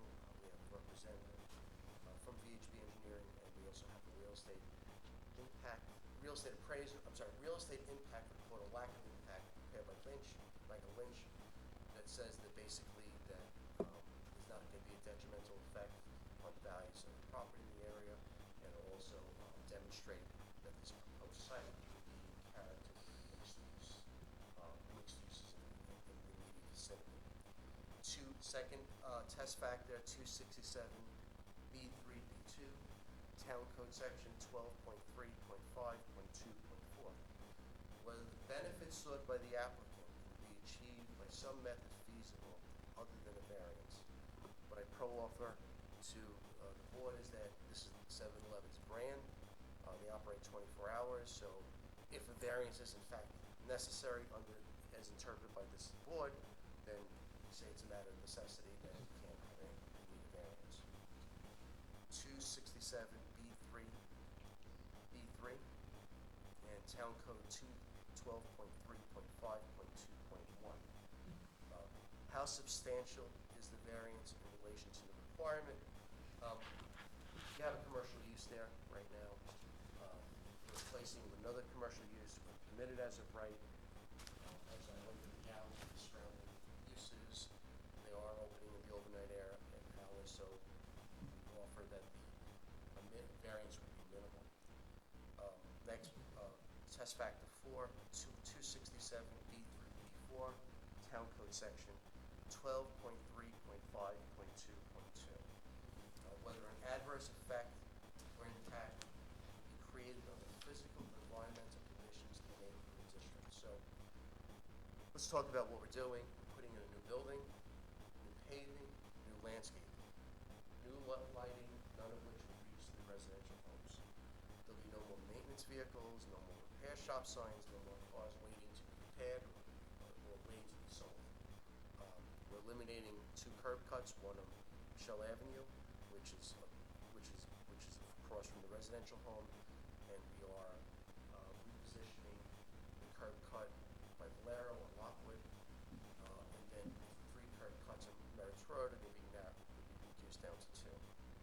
And we believe we're providing a good service to the community, and a convenient service. Next factor, 267B3B5, Town Code Section 12.3.5.2.5.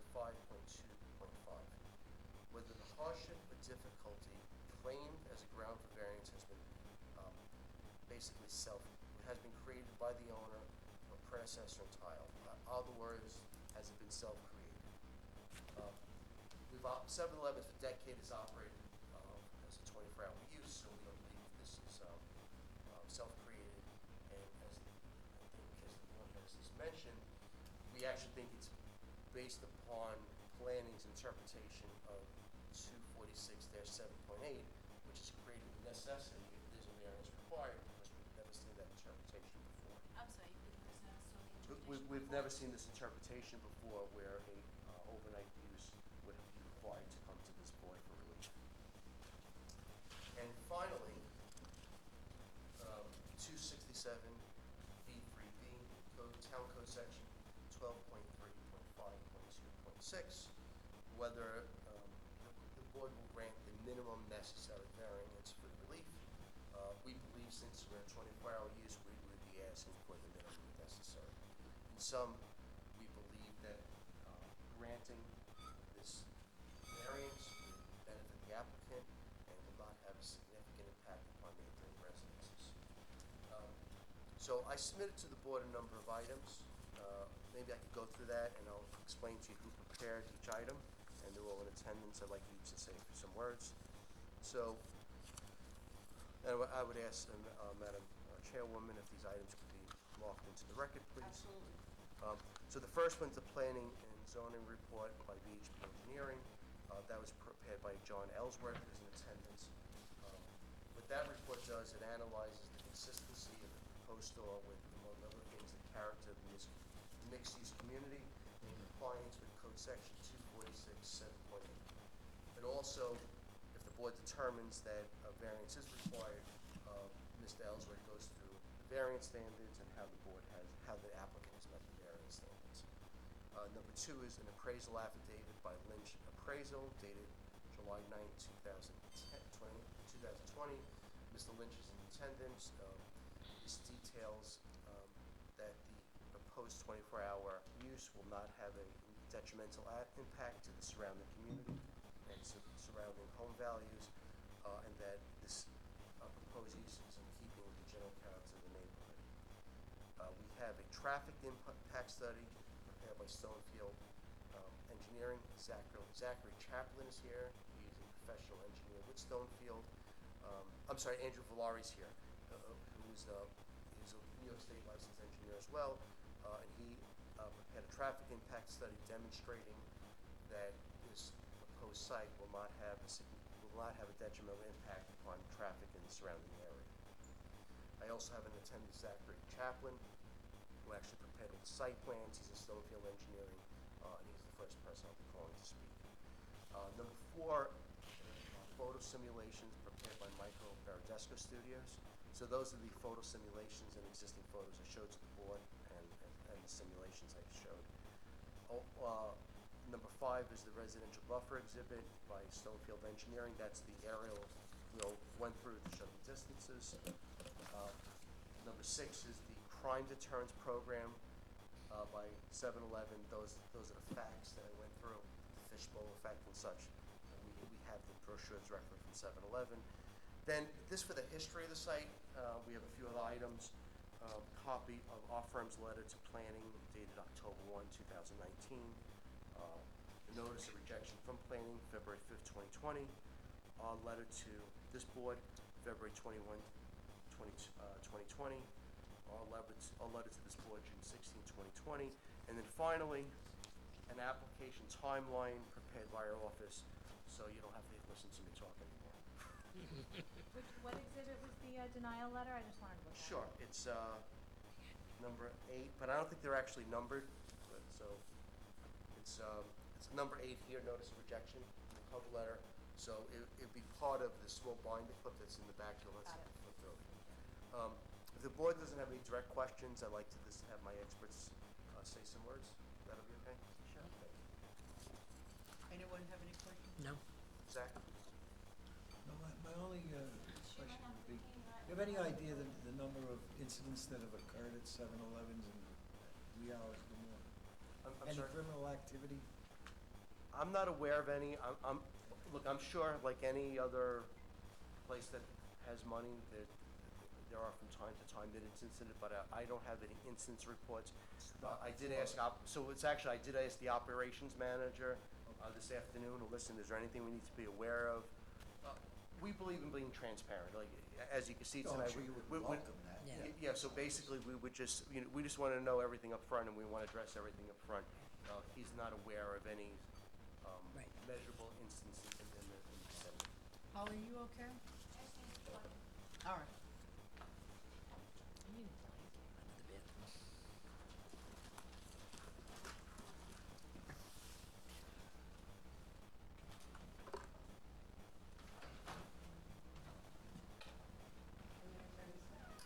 Good evening, no. For the record. Raise your right hand. Yep, Promise to tell the truth, everything you proceedings.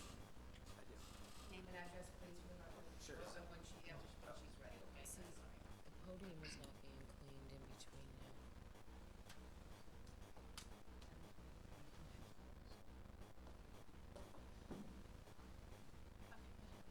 Sure. For the record, my name is Zachary Chaplin, last name Chaplin, from Stonefield Engineering and Design, located at 584 Broadway, Suite 310, New York, New York. So I'm the site civil engineer for the project, prepared the site plans. Mr. Amato covered a lot, so I'll try to keep it brief. Just to start, Stonefield has been working with 7-Eleven for the better part of a decade. We've worked on numerous 7-Eleven applications. And one of the things that we've always gotten feedback from a lot of different towns, especially on Long Island, is a lot of the stores are on small properties, it's tight, there aren't loading zones. So we've recently, the new era for 7-Eleven is looking for larger sites, especially the new stores. And that's really what we have before you tonight. It's a 0.6 acre property, where really the 7-Eleven lays out very well from just a modern engineering standpoint. I'm gonna refer to overall aerial exhibit. Really, it's just a snapshot of the property. It was prepared by Stonefield Engineering and Design, dated July 9, 2020. You can see the subject site, which is located on the 4 streets, Marrittsville, Lockwood, Hart, and Michelle. The one thing I wanted to point out with this overall aerial exhibit is you notice that there's obviously residential to the north and east.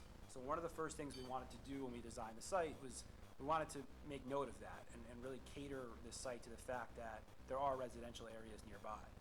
If you look to the south, a lot of the existing commercial properties, there are no buffers that they have. We've obviously Guerrero, Marvell, numerous other commercial properties. If you look here, there's actually no vegetation or buffer, and a lot of these residential properties are actually looking right into loading zones or looking into the back of these retail facilities. Our property today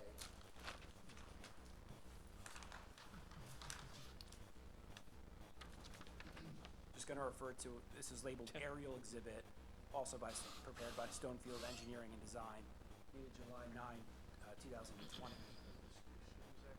And that aerial, I have an extra copy. We'll just let them all read it. Okay.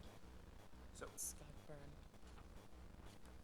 this is a zoomed in snapshot of the site, and what you'll see is obviously, the site is, but there are some substantial trees along the rear, and there is a buffer today.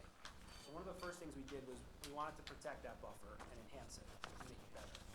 So, as Mr. Amato said, the curb cut situation, we're moving the curb cut along Michelle. So, essentially along Hart and Michelle, where we're close to the residential, there just aren't any curb cuts any longer. We're enhancing the setback on Hart Street. I believe the building is about 16.4 feet today. We're gonna make it 20. Within that 20 feet, we're keeping a lot of those mature trees, and then we're adding in, I wanna say it's 37 evergreen trees, and then a couple deciduous in the front. So let me move forward with just our site plan.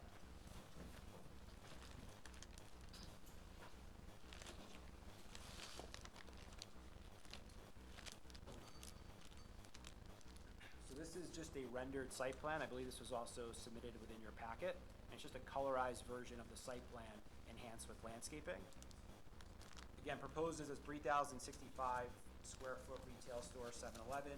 There's 19 parking spaces, which is more than the requirement, and generally more than what we would necessarily do for 7-Eleven. It's right in the ballpark, but a little bit on the high end. Access will be 2 curb cuts on Merritts, and then 1 curb cut on Lockwood. What we did was we placed the site, we placed the building in a spot where it can kind of act as a buffer, but we also still have 20 feet to the east, and I believe we have about 50 feet to the west. So we really took the opportunity, understanding there's residential there, we're gonna plant a lot of trees. These evergreens can grow 40 to 60 feet in height. So there's a really substantial buffer once these new plantings come in a combination with some of the existing mature trees. It really will be very well buffered. Again, we are proposing no variances and no waivers. We're meeting all the code requirements. In terms of the lighting, it's all brand new LED lighting. It's generally a very modest lighting plan. The light poles will only be 14 feet high. They're downlit, cut-off fixtures, and they're all kind of placed in such a way where they're just pointed inward at the site. I think the building mounted heights are 12 feet. We also have vinyl fencing, so essentially where the building is located, we have 6-foot-high vinyl fencing to just kind of protect the area from anyone trying to come in through the east or through the west. In general, I think we took this opportunity to really design a layout that meets the modern engineering standards that maybe some of the older sites don't.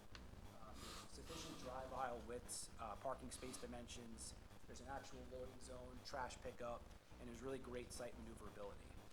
This is a large site. We've taken the opportunity to respect the fact that there's residential nearby, but also, accommodate what a convenience store needs. So in summary, we believe we've designed, a safe and efficient layout, understanding with some respect with a lot of the buffering that we have. We feel it's a great addition to the community. Thank you. So can we just get a hold of Patty between? She just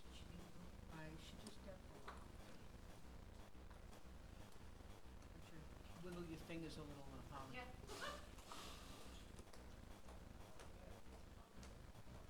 I just want to have it wiped down. Are you finished? I'm sorry. Yeah, if there's any questions, I'm happy to answer. No, I think, any questions? Thank you.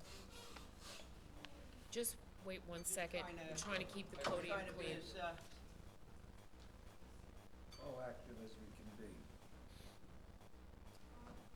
well, you know what we can do, but, if we can't get a hold of Patty in the meantime, maybe the next person can just not speak by the podium. No, here.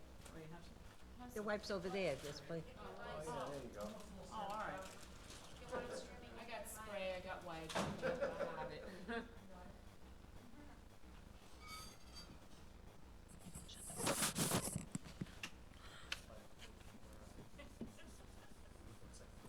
Not extending you any union benefits. How'd you know what I was gonna ask? I've had it just in between, they're all gonna speak, so in between we have to wipe these down. All right, thank you. No problem. Okay, you an attorney? I'm an engineer. Okay. That doesn't make you that doesn't make you a bad person. But you have to be sworn in. Proceedings. I do. Name and address, please. My name is Andrew Valeri. For the record, that's V as in Victor, I-L-L-A-R-I. I'm a project manager at Stonefield Engineering and Design, located at 584 Broadway, Suite 310, New York, New York. I'm a licensed professional engineer in the state of New York, and I have been accepted as an expert witness in the field of traffic and transportation engineering before this board previously. Just want to talk briefly about the site configuration and some history on the background of the roadway network. Merritt's Road is a north-south roadway. The roadways that we also have frontage on are primarily residential streets. They serve residential uses to the east. All of the roadways are town roadways. Merritt's Road is the commercial artery in this area. It's got 2 lanes in each direction and it carries upwards of 17,000 vehicles in a day. The property itself, it's a commercially zoned property. If you're very familiar with the area already, you know that there's commercial properties on the east side of the street, and this is the northernmost in the area. There's more commercial properties on the east side of Merritt's, further south of the site. So the property formerly operated as a gas station. It since has transitioned into a service station and some other automotive uses right now. You're very familiar with some of the comments received from the public. It's somewhat of a blighted site, and the application before you tonight is an opportunity to clean up the area and also provide an amenity to the community, a store that has convenience goods that are available 24/7. My firm prepared a traffic impact study that's dated July 1st that's been submitted to the board, and it's a comprehensive and detailed study, so I'll give you a synopsis of it. We conducted our traffic counts on Wednesday, September 21st, 2016. Now you may be thinking that that's 4 years ago, coming up on 4 years ago. The applicant's been looking at this property for a number of years now, and actually in hindsight, doing the counts in 2016 was a good move.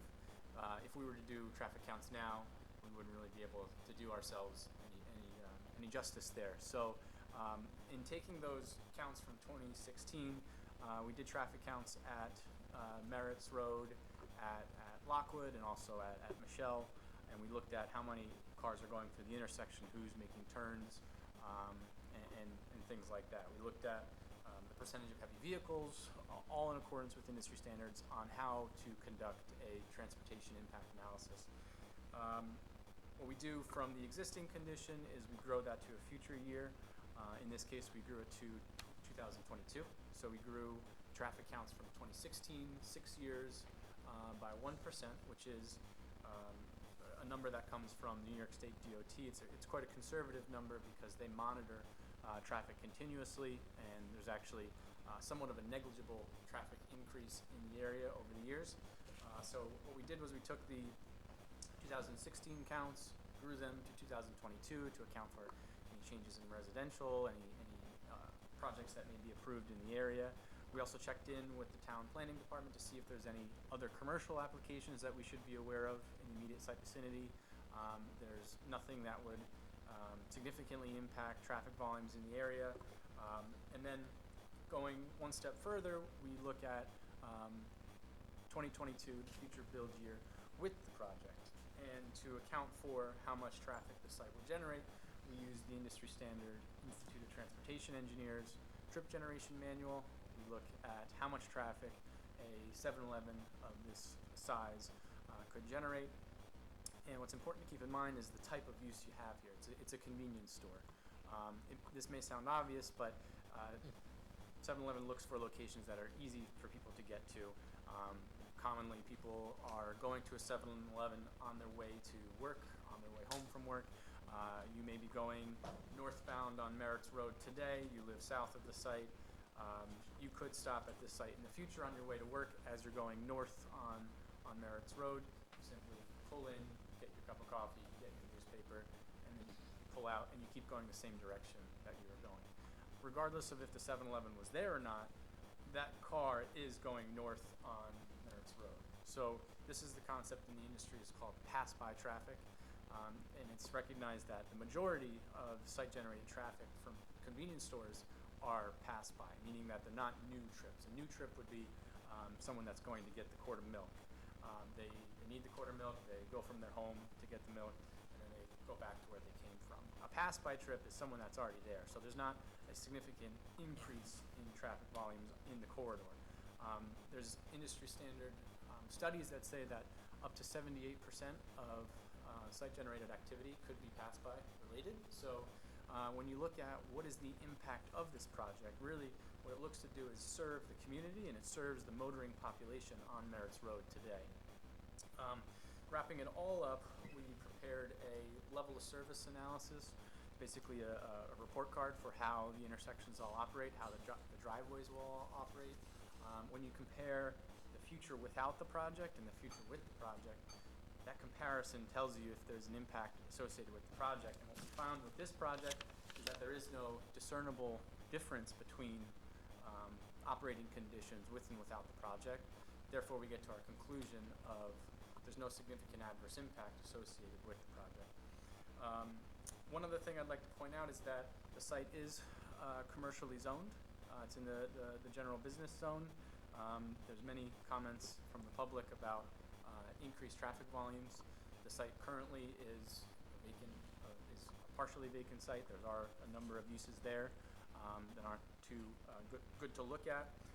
But the site could be developed with a number of commercial uses permitted in the zone.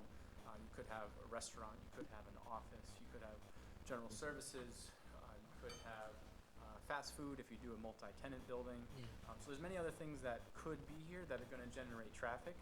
7-Eleven actually could be a great location for this, as most of the traffic is pass-by related. You're not gathering a large amount of destination type trips here. It's all people that are going north on Merritt's Road or south on Merritt's Road. In doing our due diligence on this one and responsible site analysis, we looked at the accident history in the area to see if there were any significant histories of accidents to occur, and the idea being that we didn't want to introduce something that would further exacerbate any issues. At both the intersections with Lockwood and at Michelle, there were 2 accidents that had occurred in a 3-year period. And the 3-year period is something that's very standard throughout the industry to look at. If you look at 2 accidents over 3 years, you're looking at, on the scale of 15 million vehicles went through that intersection in 3 years, and only 2 accidents resulted as two accidents occurred as a result. So it's actually something that both of these intersections are below the state's average for accidents. So in my professional opinion, 7-Eleven moving in here would not have a significant change in the accident history that you see here. Want to reference the site plan just for a moment.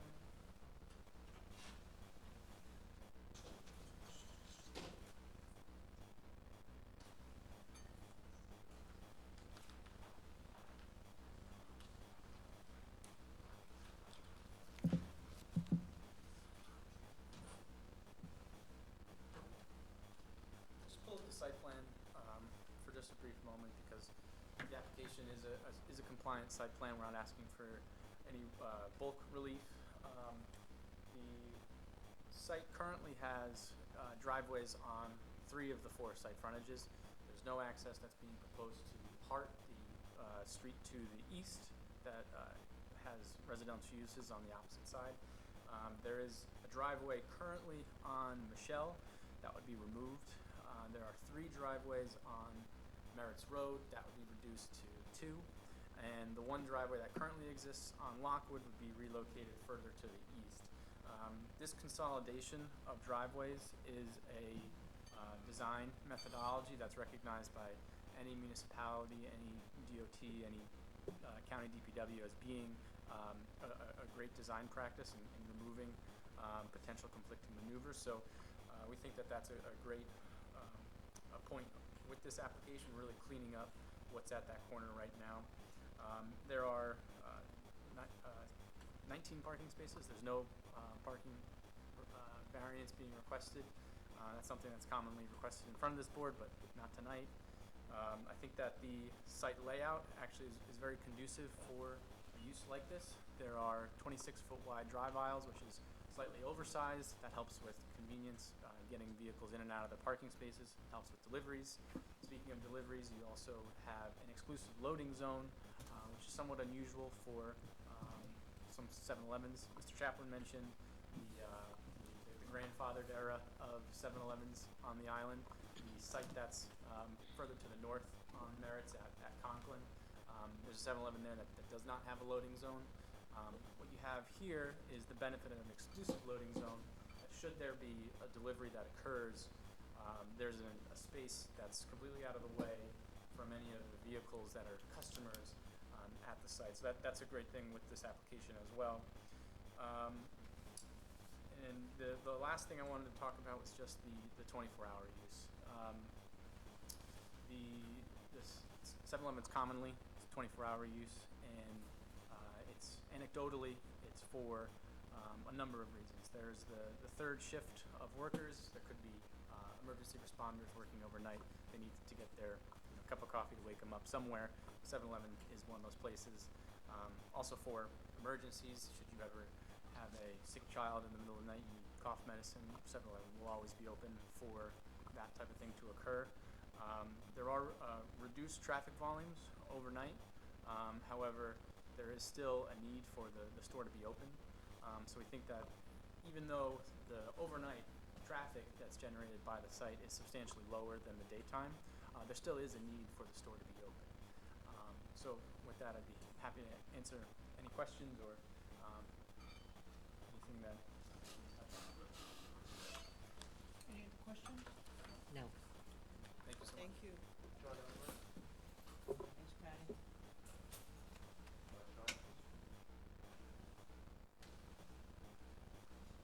Ollie, let me know. Stop, okay?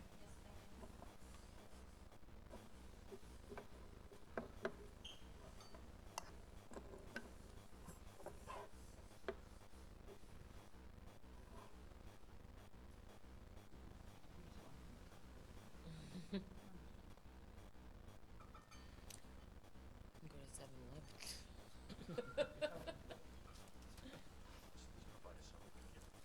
I think they have.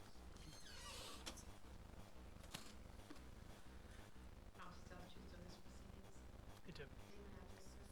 John Ellsworth, VHB, Chief Environmental Planner, 100 Motor Parkway in Hop Park. Nice to be back in this room again. Thank you. Mr. Amato discussed many of the points, almost all of the points that are in the planning report that I prepared and was submitted into the record. So I'm just going to highlight a few things and discuss a few things that expand upon what Mr. Amato said. Just want to re-emphasize that in terms of potential environmental impacts, the TICR division did issue a report back in 2018, and it recommended the issuance of a negative declaration, which would be a finding of no significant impact overall for all of the topics. But one in particular, I'm just going to read a couple of sentences from the zoning and land use section. Hence, as the proposed redevelopment consists of an as-of-right use, the project would likely be considered to be more consistent with the land use and zoning of the project area as compared to the prior use of the site. The proposed project is consistent with community character and typical business and commercial uses along Merritt's Road, and therefore, it is not anticipated to pose a significant adverse environmental impact as it pertains to land use and zoning.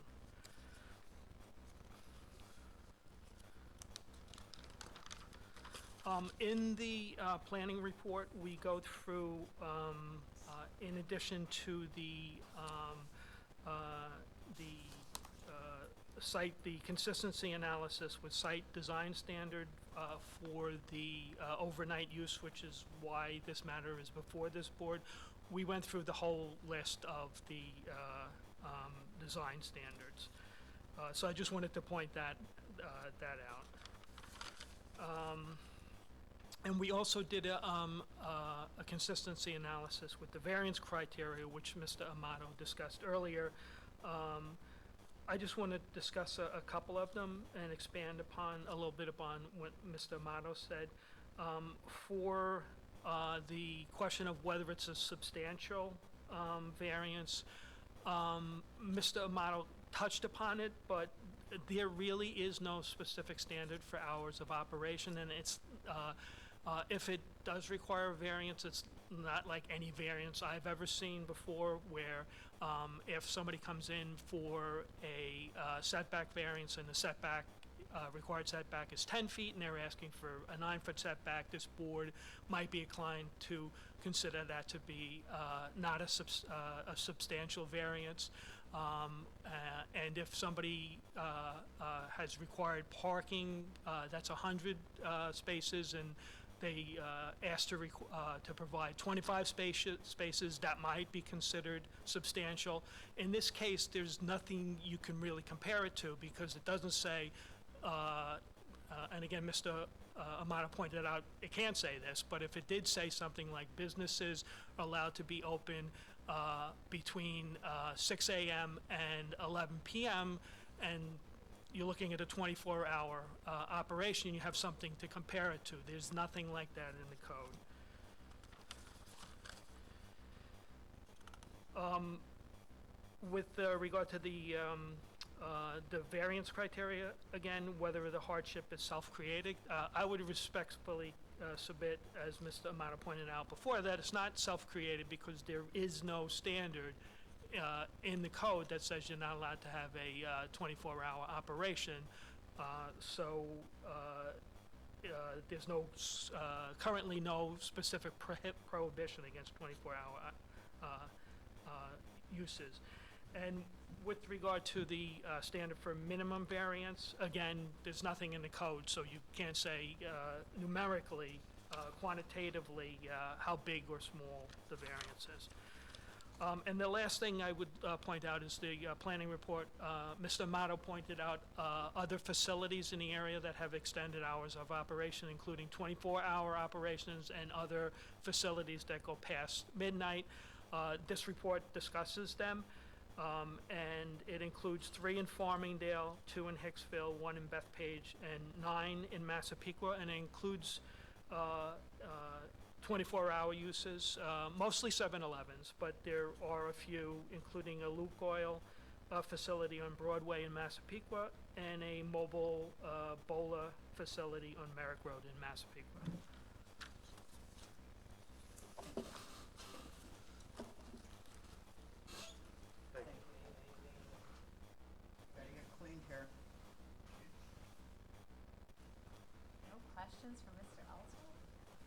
opportunity to grill him.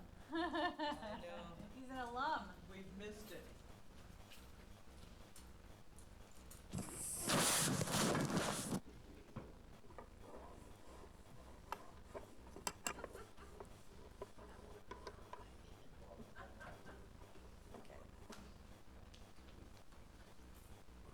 Mr. Lynch, please.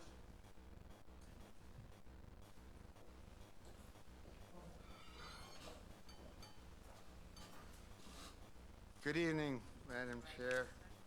Promise to tell the truth in these proceedings? Yes, Name and address, please. certainly. It's Michael Lynch, business address 15 Dewey Street, Huntington, New York. I'm here as a state certified real estate appraiser on this application for 7-Eleven Inc. Try to be brief. I don't want to rehash again Mr. Amato as well as Mr. Ellsworth testimony with respect to the area character, et cetera, et cetera. I inspected the property back in May. I walked the property. I took a series of photographs of the immediate surrounding area. As you know, the property is an old Shell station. It's a little over 6/10 of an acre. The property is a mess. As the board's well aware, there's uses ranging from auto repair, used car sales, outside storage of commercial vehicles. I believe there's a contractor's office within the building itself, so there's a myriad of uses there. It's a mess. The landscaping is virtually non-existent other than an existing buffer that exists along Hart Street along the easterly boundary of the property. As you know, the property is enveloped by 4 rights-of-way merits to the west, Mickle Avenue on the north, Hart Street to the east, and Lockwood Avenue to the south. As the project engineer pointed out, the curb cut on Mickle Avenue is going to be eliminated. That house immediately to the north of this, at the corner of Merritt's and Mickle, is 145 Mickle Avenue. If you look through my photographs, you'll see the view that that house currently has of the existing auto repair site. It's not pretty. So that curb cut is going to be eliminated, and there's going to be substantial buffering along Mickle Avenue, which will certainly benefit those homes immediately proximate to this along Mickle. The buffering along Hart Street is going to be increased as the landscaping plan shows, and then there's going to be also landscaping along Merritt's Road. So from a landscaping standpoint, it's going to be night and day over what presently exists, and that'll certainly benefit the nearest residences on Hart Street and on Mickle Avenue. And again, that house immediately to the north, I know there was a letter in opposition to that neighbor. Again, they're not going to have a curb cut any longer to face, and there's going to be substantial landscaping on Mickle Avenue side to certainly benefit those residences. We went over the area character in the immediate area up and down Merritt's Road. Really, the benefit here to the applicant certainly outweighs any detriment to the surrounding residential community. I looked at all of the 7-Elevens in the town of Oyster Bay. I believe I counted 18. Some of them abut residences. I found one instance where a 7-Eleven not only abutted residents to the south of it, it was opposite residents to the east and to the north. And that's the 7-Eleven on the corner of Massapequa Avenue and Merrick Road in Massapequa. It's identified as 4350 Merrick Road in Massapequa. It's just west of Biltmore Shores and just east of the Seaford town line with the Hempstead. Let me just interrupt you for a minute. You said you looked at 18. I looked at 18, but I looked for the best example that would represent what we're proposing here. Now, is 18 the total amount? I believe it was 17 or 18 stores. John, that number sounds about right within the town of Oyster Bay. And just just to reiterate, they're all open 24 hours? Yes, all the 24, all of these 7-Elevens that I know of on Long Island at least are open 24 hours. I believe that's their business plan, and it has been going back decades. I have to ask why they're called 7-Eleven. As Mr. Amato indicated, I think way back when, in the 60s maybe. So, at any rate, I looked at an example that was best closely represented what is proposed here. We're actually more advantageous in terms of siting than what this example that I'm going to bring up is, because we're actually buffered by 4 roadways.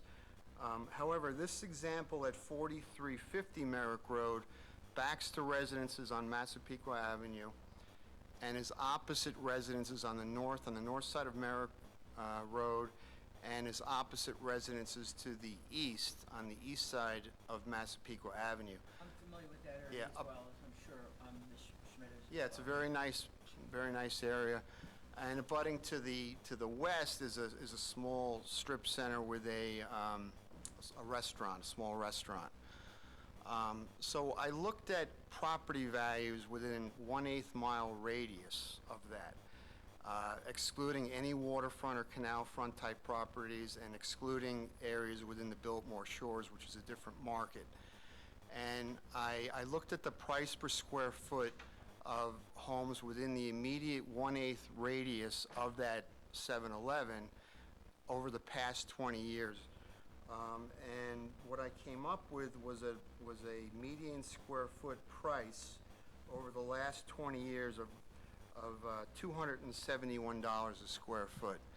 I then went west, approximately a quarter mile, but away from any 24-hour operations, certainly any 24-hour convenience store, just east of the Seaford line. And I compared within a 1/8 mile radius of homes along that immediate area further to the west, along the north and south sides of Merrick Road. That would be by Forest Avenue and Merrick? Yes, yes. And again, I excluded any kind of canal front homes because those obviously would have a higher per square foot basis. It's very similar in both the control group and in the case study of a mix of homes, a homogeneous group of ranches, high ranches, splits, capes, and colonial style dwellings on plot sizes ranging anywhere from 7 to 10,000 square feet. So in the case study group, But the homes on Ocean Avenue by, which would be east of where the 7-Eleven is, a little bit east. That's Those are pretty Biltmore. big, yeah. Yeah, Well, no, that's not Biltmore yet. That's not, Ocean Avenue is in Biltmore. You have to go past the preserve in Caroons Lake. But that area has bigger homes, and sometimes the property is a little bigger there, too. yeah, I tried to stay consistent, and the sample size was 50 home sales that I found over the last 20 years. So the control group further to the west, there was 45 home sales that I found over the last 20 years. The price per square foot was virtually identical. It was $270 a square foot for the homes further away, $271 a foot for the homes immediate proximate to the 24-hour 7-Eleven. So that's less than a 1% difference. There was no difference, and there was no adverse impact to property values that I saw based on this particular 7-Eleven that, again, is surrounded on 3 sides by residences. And I thought that was the best example to use. But again, in the subject application, we're actually buffered by 4 roadways.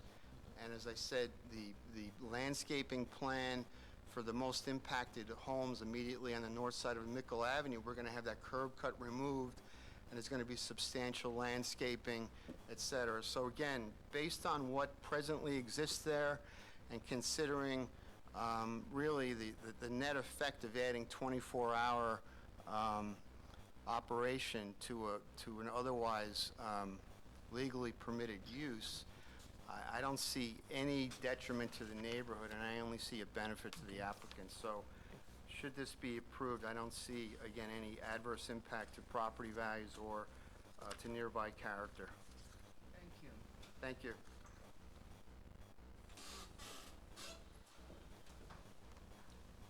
have anyone else? No. That's fine. I think we get it. Getting late, huh, Patty? Yeah.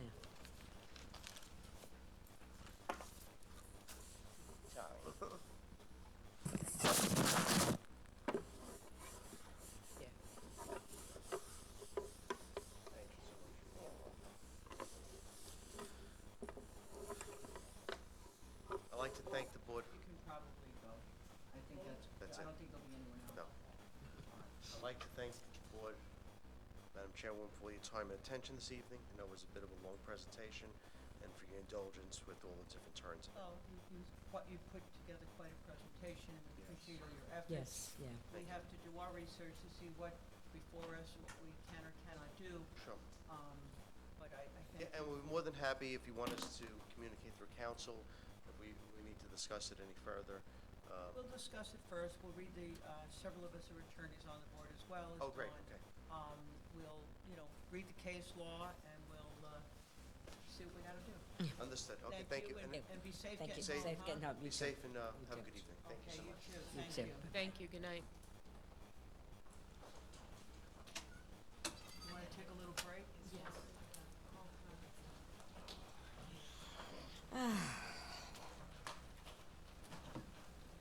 What else can we do that we can do? No, you're right. You're right, yeah. I don't see how this, I don't know, none of us do. I can ask Sue. Hey, Sue, you coming in, right? I didn't know that either. I always thought we could.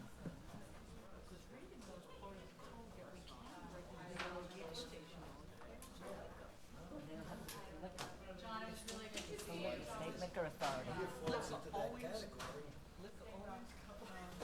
Yeah. Closed during COVID, I mean, right? Yeah. But technically, we should be able to regulate gas measures.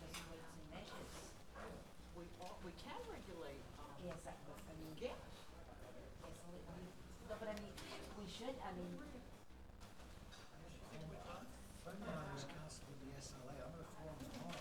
that's interesting, yeah, that's an interesting, I didn't realize that. So, I mean, if technically, if a bar wants to be open 24 hours, I guess they can unless the state liquor authority says no. Yeah, that's amazing. That is. That really is. Good night, all. Good night. Stay safe. That's a law they ought to change, But I believe in, like states' rights, I believe in town rights. Yeah, that really Village, has to be the you town, know, that and just really should have to be, yeah, you can't, yeah. Control hours of operation. Yeah. Particularly for the sales of liquor. Yeah, exactly, exactly, that has to It's be. kind of crazy, you can control hours of operation for retail. But yeah. but For you can't- clothes, but- Right, exactly, exactly, yeah, yeah. Wow. That is interesting. Yeah, what's this? That's.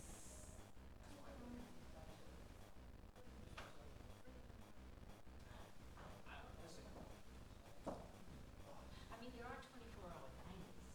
Yeah. I said, how do you can regulate hours for everything but liquor? Apparently. So Macy's could be open. There are cases that go the That's other way, enough. as I said, Marlene, and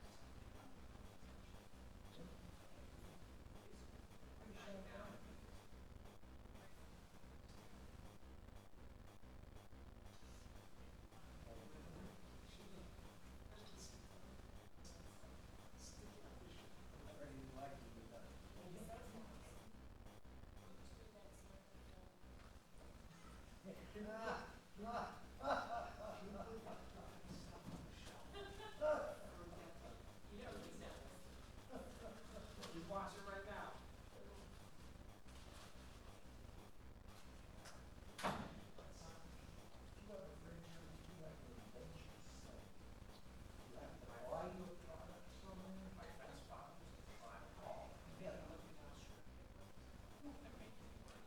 Within 30 days, they can cancel your franchise.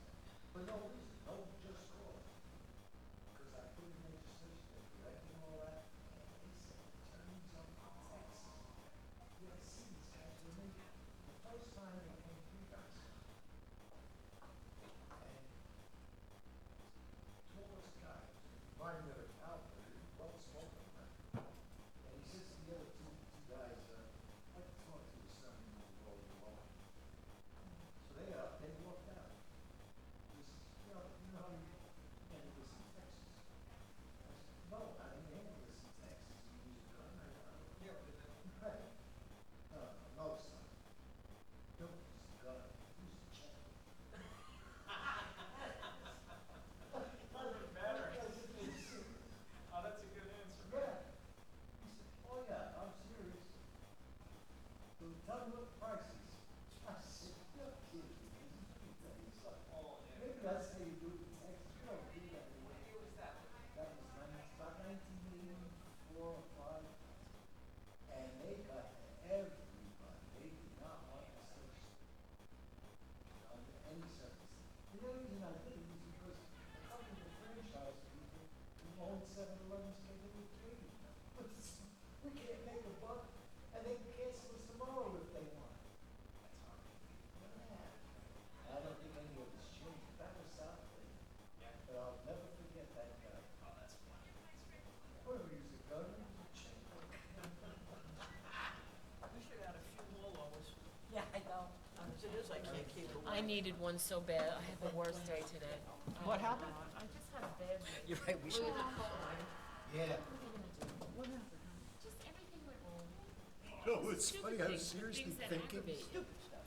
it was so Three people hot stopped today. their cars in front of Yeah, me. Seriously, you know, that's what I'm gonna happens. get a pair of Long Stopping the Johns road in front of meeting me. tonight. You know, that I think what happens, it's because it's so hot, Oh, God. they blasted. Okay. Okay, that's good. We're ready to rock and roll. Ready to rock and roll. Okay, which, let me get the right calendar, I always get confused.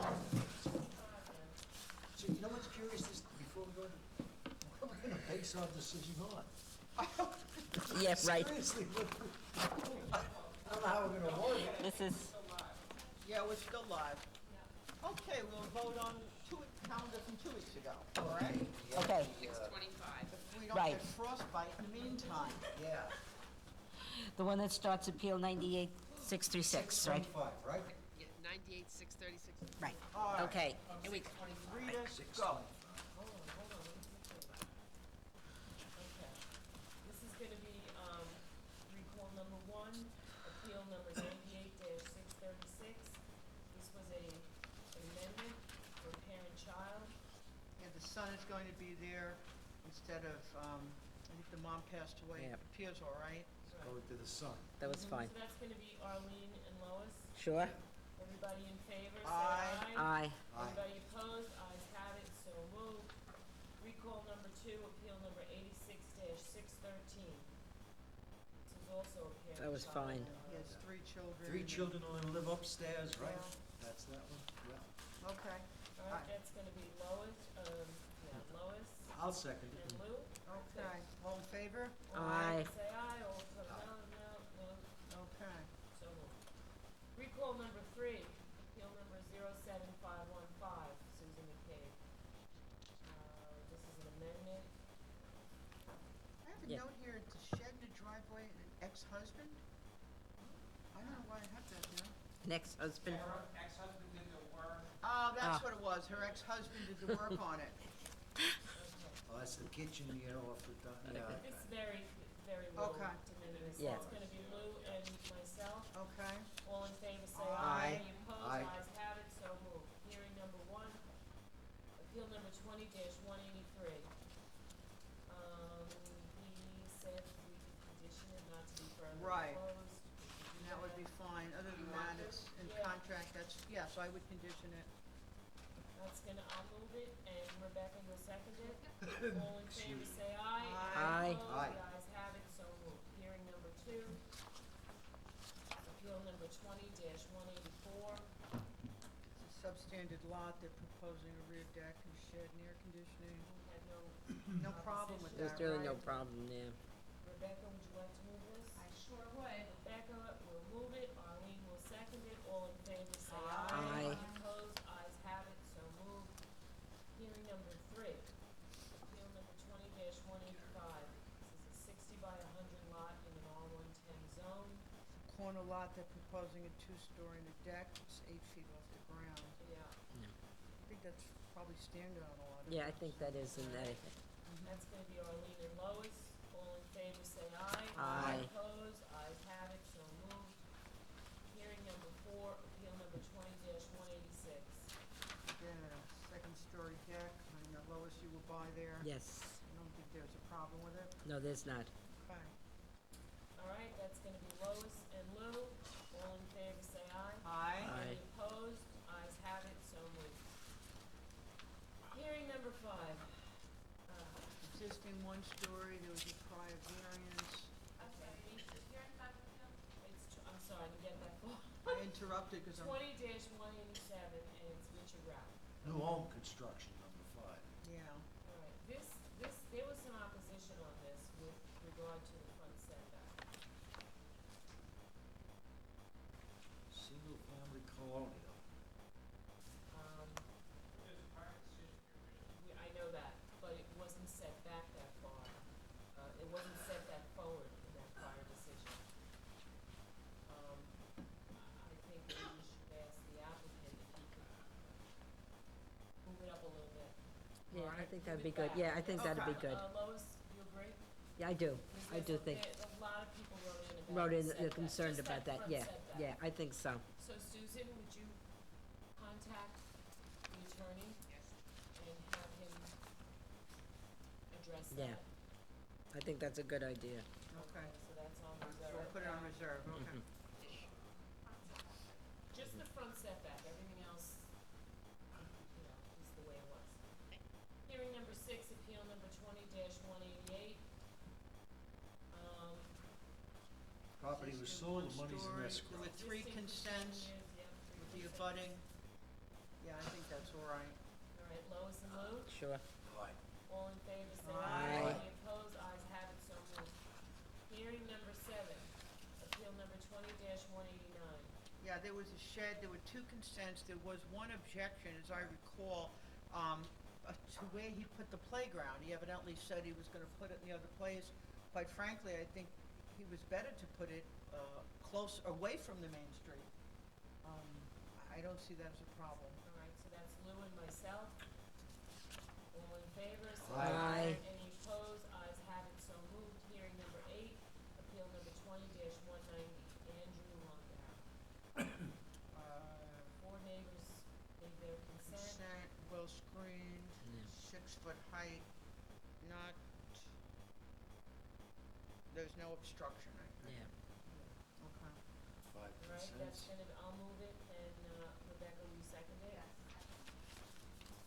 All in favor, say aye. Aye. Any opposed, ayes have it, so moved. Hearing number 9 is Aye. postponed. Hearing number 10, appeal number 20-192. There's a vestibule, AC, a shed, 1 consent by the abutting neighbor. With the most effective neighbor. I'm sorry? Yeah. Most effective. Yeah, All right, okay, Rebecca? Sure. And Arlene? sure. All in favor, say Aye. aye. Aye. Opposed, ayes have it, so moved. Hearing number 11, appeal number 20-193. And this was a .2 inches, I think, it was a very minimal, Yeah, and it was the road widening, Central Avenue Road Right. widening took some of that property at some point. Oh, and right. That's why they were left the way it was. Okay. All right, so that's gonna be Arlene and Lois. All Okay. in favor, say aye. Aye. Any Aye. opposed, ayes have it, so moved. Hearing number 12, appeal number 20-194.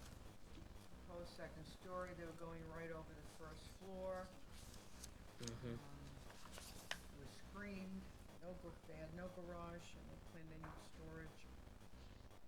Two sheds, and we questioned it. Okay, Shed was fine. all right, yeah, I was okay with it. Lois and Lou, Yep. all in favor? Aye. Any opposed? Ayes have it, so moved. Hearing number 13, appeal number 20-195. Existing, this is like .2 or something? Really Yeah. not big. A closet addition, And yeah. this Closet, driveway is yeah. very common. Crazy, That's gonna yeah. be Lou and myself. Yes. All in favor, say Aye. aye. Any opposed? Aye. Ayes have it, so moved. Hearing number 14, appeal number 20-196. Porch, one story, proposed second story. Yeah, this is an all-in-6 zone too, so it's tight. Saw this one? Would you like to move it? This will be Rebecca and Arlene. Okay. All in favor, say aye. Aye. Aye. Opposed? Ayes have it, so moved. Hearing number 15, appeal number 20-197. Proposed second story. What? He also had a fence that wasn't on the rejection, so Yeah. he's gotta come back, but that's But fine. this we can move. Yeah. Arlene and Lois? Sure. All in favor, say aye. Aye. Opposed? Ayes have it, so moved. Hearing number 16, appeal number 20-198. This garage was built in 1945. This is a really weird property. They had one objected to the tree. Yeah, that's what my note says. What about the I tree? have a note, clean up the property. Well, they were gonna do that anyway, because I think they cleaned their, We can't make them take the tree down. no, I don't see that either. All right, well, Alright. Lois and Lou? Sure. Aye. All in favor, say aye. Aye. Any opposed? Aye. Ayes have it, so moved. Hearing number 17. Appeal number 20-199. I think this was Also de minimis. very de minimis. Yeah, and there was a Yeah, similar very one right in the similar. rear. That'll be Lou and myself. Okay. All in favor, say aye. Aye. Aye. Opposed? Ayes have it, so moved. Hearing number 18, appeal number 20-200. Proposed second floor addition, they're going over the existing main floor. Just goes forward. Yeah. Was this the one that all the people were dealing about? Is that a different one? No, I don't think there was. Yeah, I don't think No, there I was don't a, think we had any problem with this one. All right, it's gonna be, myself and Rebecca. All in favor? Aye. Aye. Any opposed? Ayes have it, so moved. Remember the one I told you, the boiler was Yeah. female bed? That's not this one. No. No. Hearing number 19? this one. I went to this house today. And? I don't love this fence. Did they angle it, or they're supposed to Well, angle one it, right? person there were two objections, I Right. think, to this one, right?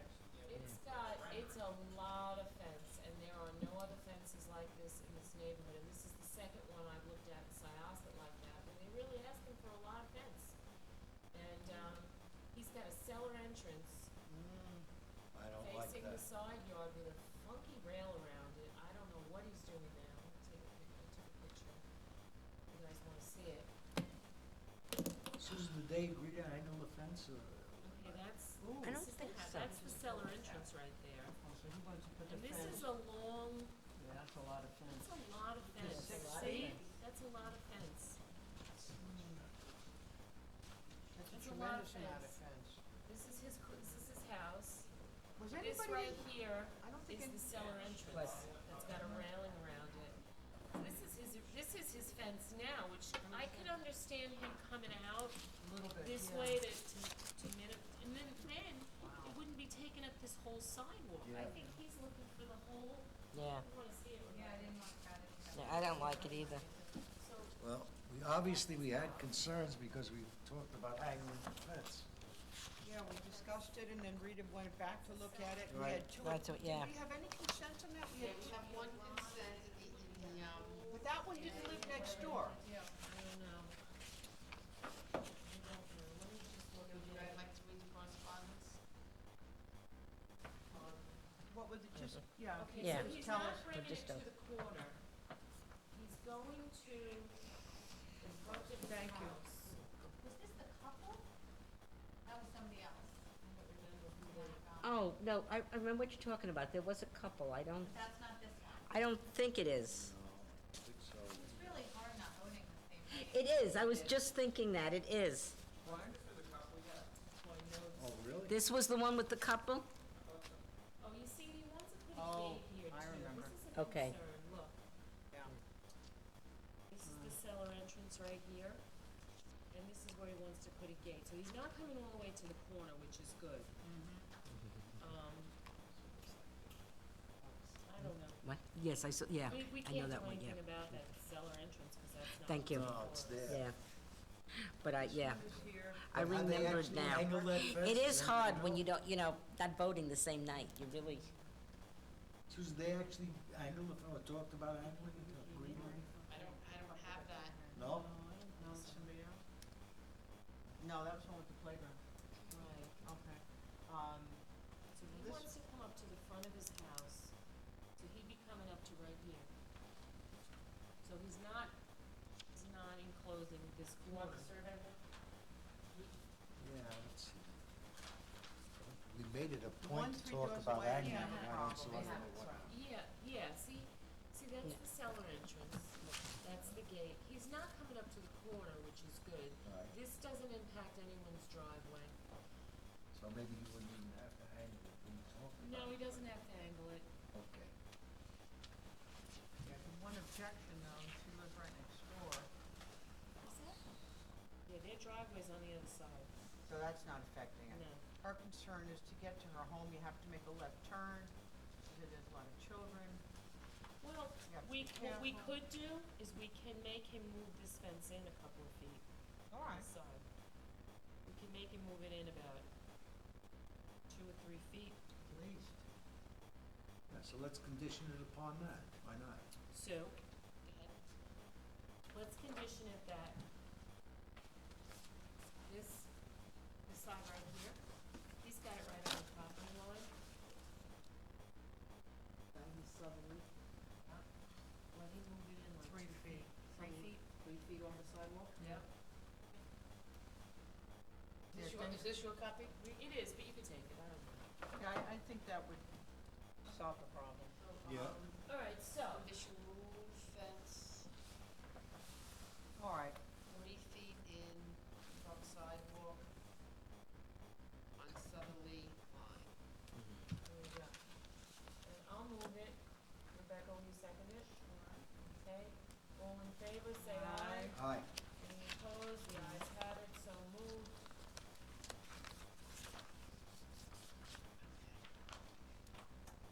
Hearing number 20 was postponed.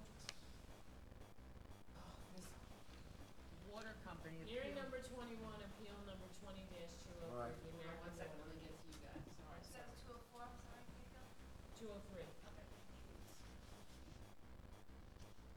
That's for a new system to conform to the new state right, regulations, parts per billion. right, we had, yeah, They're actually Was there anticipating it. correspondence that Yeah, I had yeah. forwarded to all of you? Yes, the new correspondence indicated from the 2 most affected neighbors that they would like this building set back further.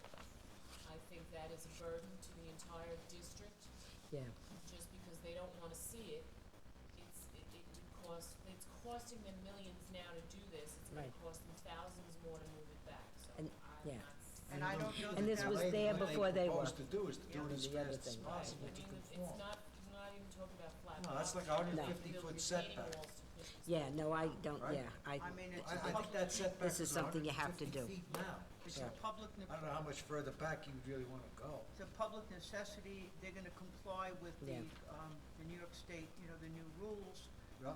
They're anticipated, there's a proposed water treatment, I don't see how we can, me either. deny it really. As much as I might disagree with their rates here, they're being Yeah. very proactive. They had 2 experts as well,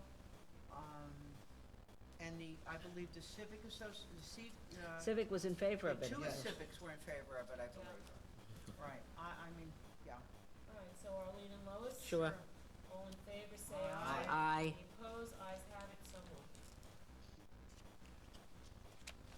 Hearing number 22, appeal number 20-204. This is a fence, there was no problem with this. Right. Nope, That's gonna be Lois and Lou. All in favor, say Aye. aye. Any opposed? Ayes have it, so moved. Holdover number 1, appeal number 20-118. This was also very de minimis. Right. yeah, that was fine. It's gonna be Lou and myself. All in favor, say Aye. aye. Any opposed? Aye. Nay. Ayes have it, so moved. over number 2, appeal number 20-139. That was, there was an easement, and in order to get to pickleball court, it was landlocked, and I don't think they had any other opportunity. Pickleball is becoming the new That's sport. right, it's the new rage. So I'm gonna move this, Rebecca, will you second it? I'll second it. Oh, We have Lou a- will we second. have wants one a second? opposition. Let me just read it in, if you don't mind. We have actually from Joseph Caraccia at 5 Julie Court. And same quote from him, that he is opposing it. He is, worrying about, parking, overflowing parking. He's, not exactly abutting, but it's kind of opposing parking. Just want to read that in. Okay. Just spell his last name? Certainly. Caraccia. And I didn't hear the vote, I'm sorry, so I was looking It's for the gonna part. be myself and Lou. Steve Owen. Yeah, I'll I second. believe there was an easement for the for parking, I think, as well, and the access, right? Correct. Okay, is that it on that? All in favor, say Aye. aye. Opposed? Nay. Ayes have it. Okay. We already voted on the reserves on this one. We're gonna vote on the reserve for today's, for, So Lou is absent for that, and Kathy's absent. Which one was that? It's Persabelli. It is hearing 20-96 and 20-97. Proposed an existing dwelling and a proposed new dwelling. We have enough in to vote? Farmingdale. We have 1, 2, 3, 4. I don't know. Rita, you were gonna inspect. I did. And I know you I discussed met- it with you met me. Kathy there, right?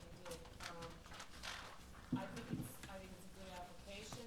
The problem I have with it is that they're asking for that deck on the original house. 20-96. We're on 7-9. At the end of 7-9 is the reserve decision. Here we go. I got it. Okay, so, I saw 2 things that stood out.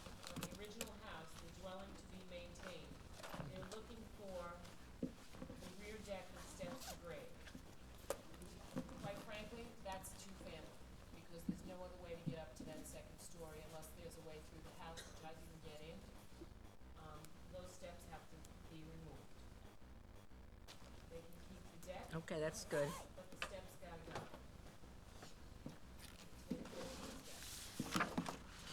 That sounds, Remove the step. Second. Steps, yes. Wasn't there something else? Yes. On the new house, that's part of his application, Yes, correct? well, it's a separate appeal. That was on 20-96. And so on appeal 20-97, they're proposing a new dwelling on the subdivided lot. That's the, it's, they want to put another house next to it. Right, I only have 1 page. Here, this is what you want?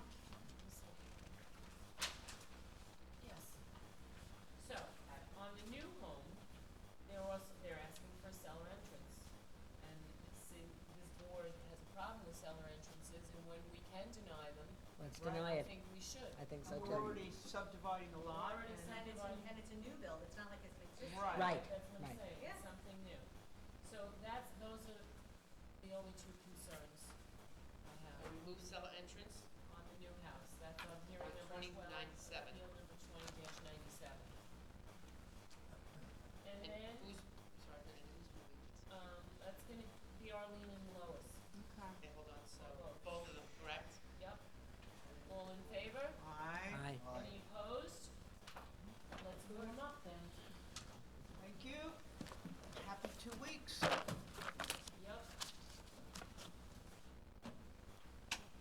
All righty. All right, so, I'll talk to you in a minute, Don. Rebecca, I want to ask you something too. Me? Are you Rebecca? I didn't hear this. You want me to come inside? Yeah. Or we can, No, okay. can take a minute. No Can I problem. go I'm home? just trying to. Do you need me? No, Do you need me? no, I mean, if you want to, nothing Oh, this is- earth shattering. Okay. Because I just wanted to hear some of her concerns.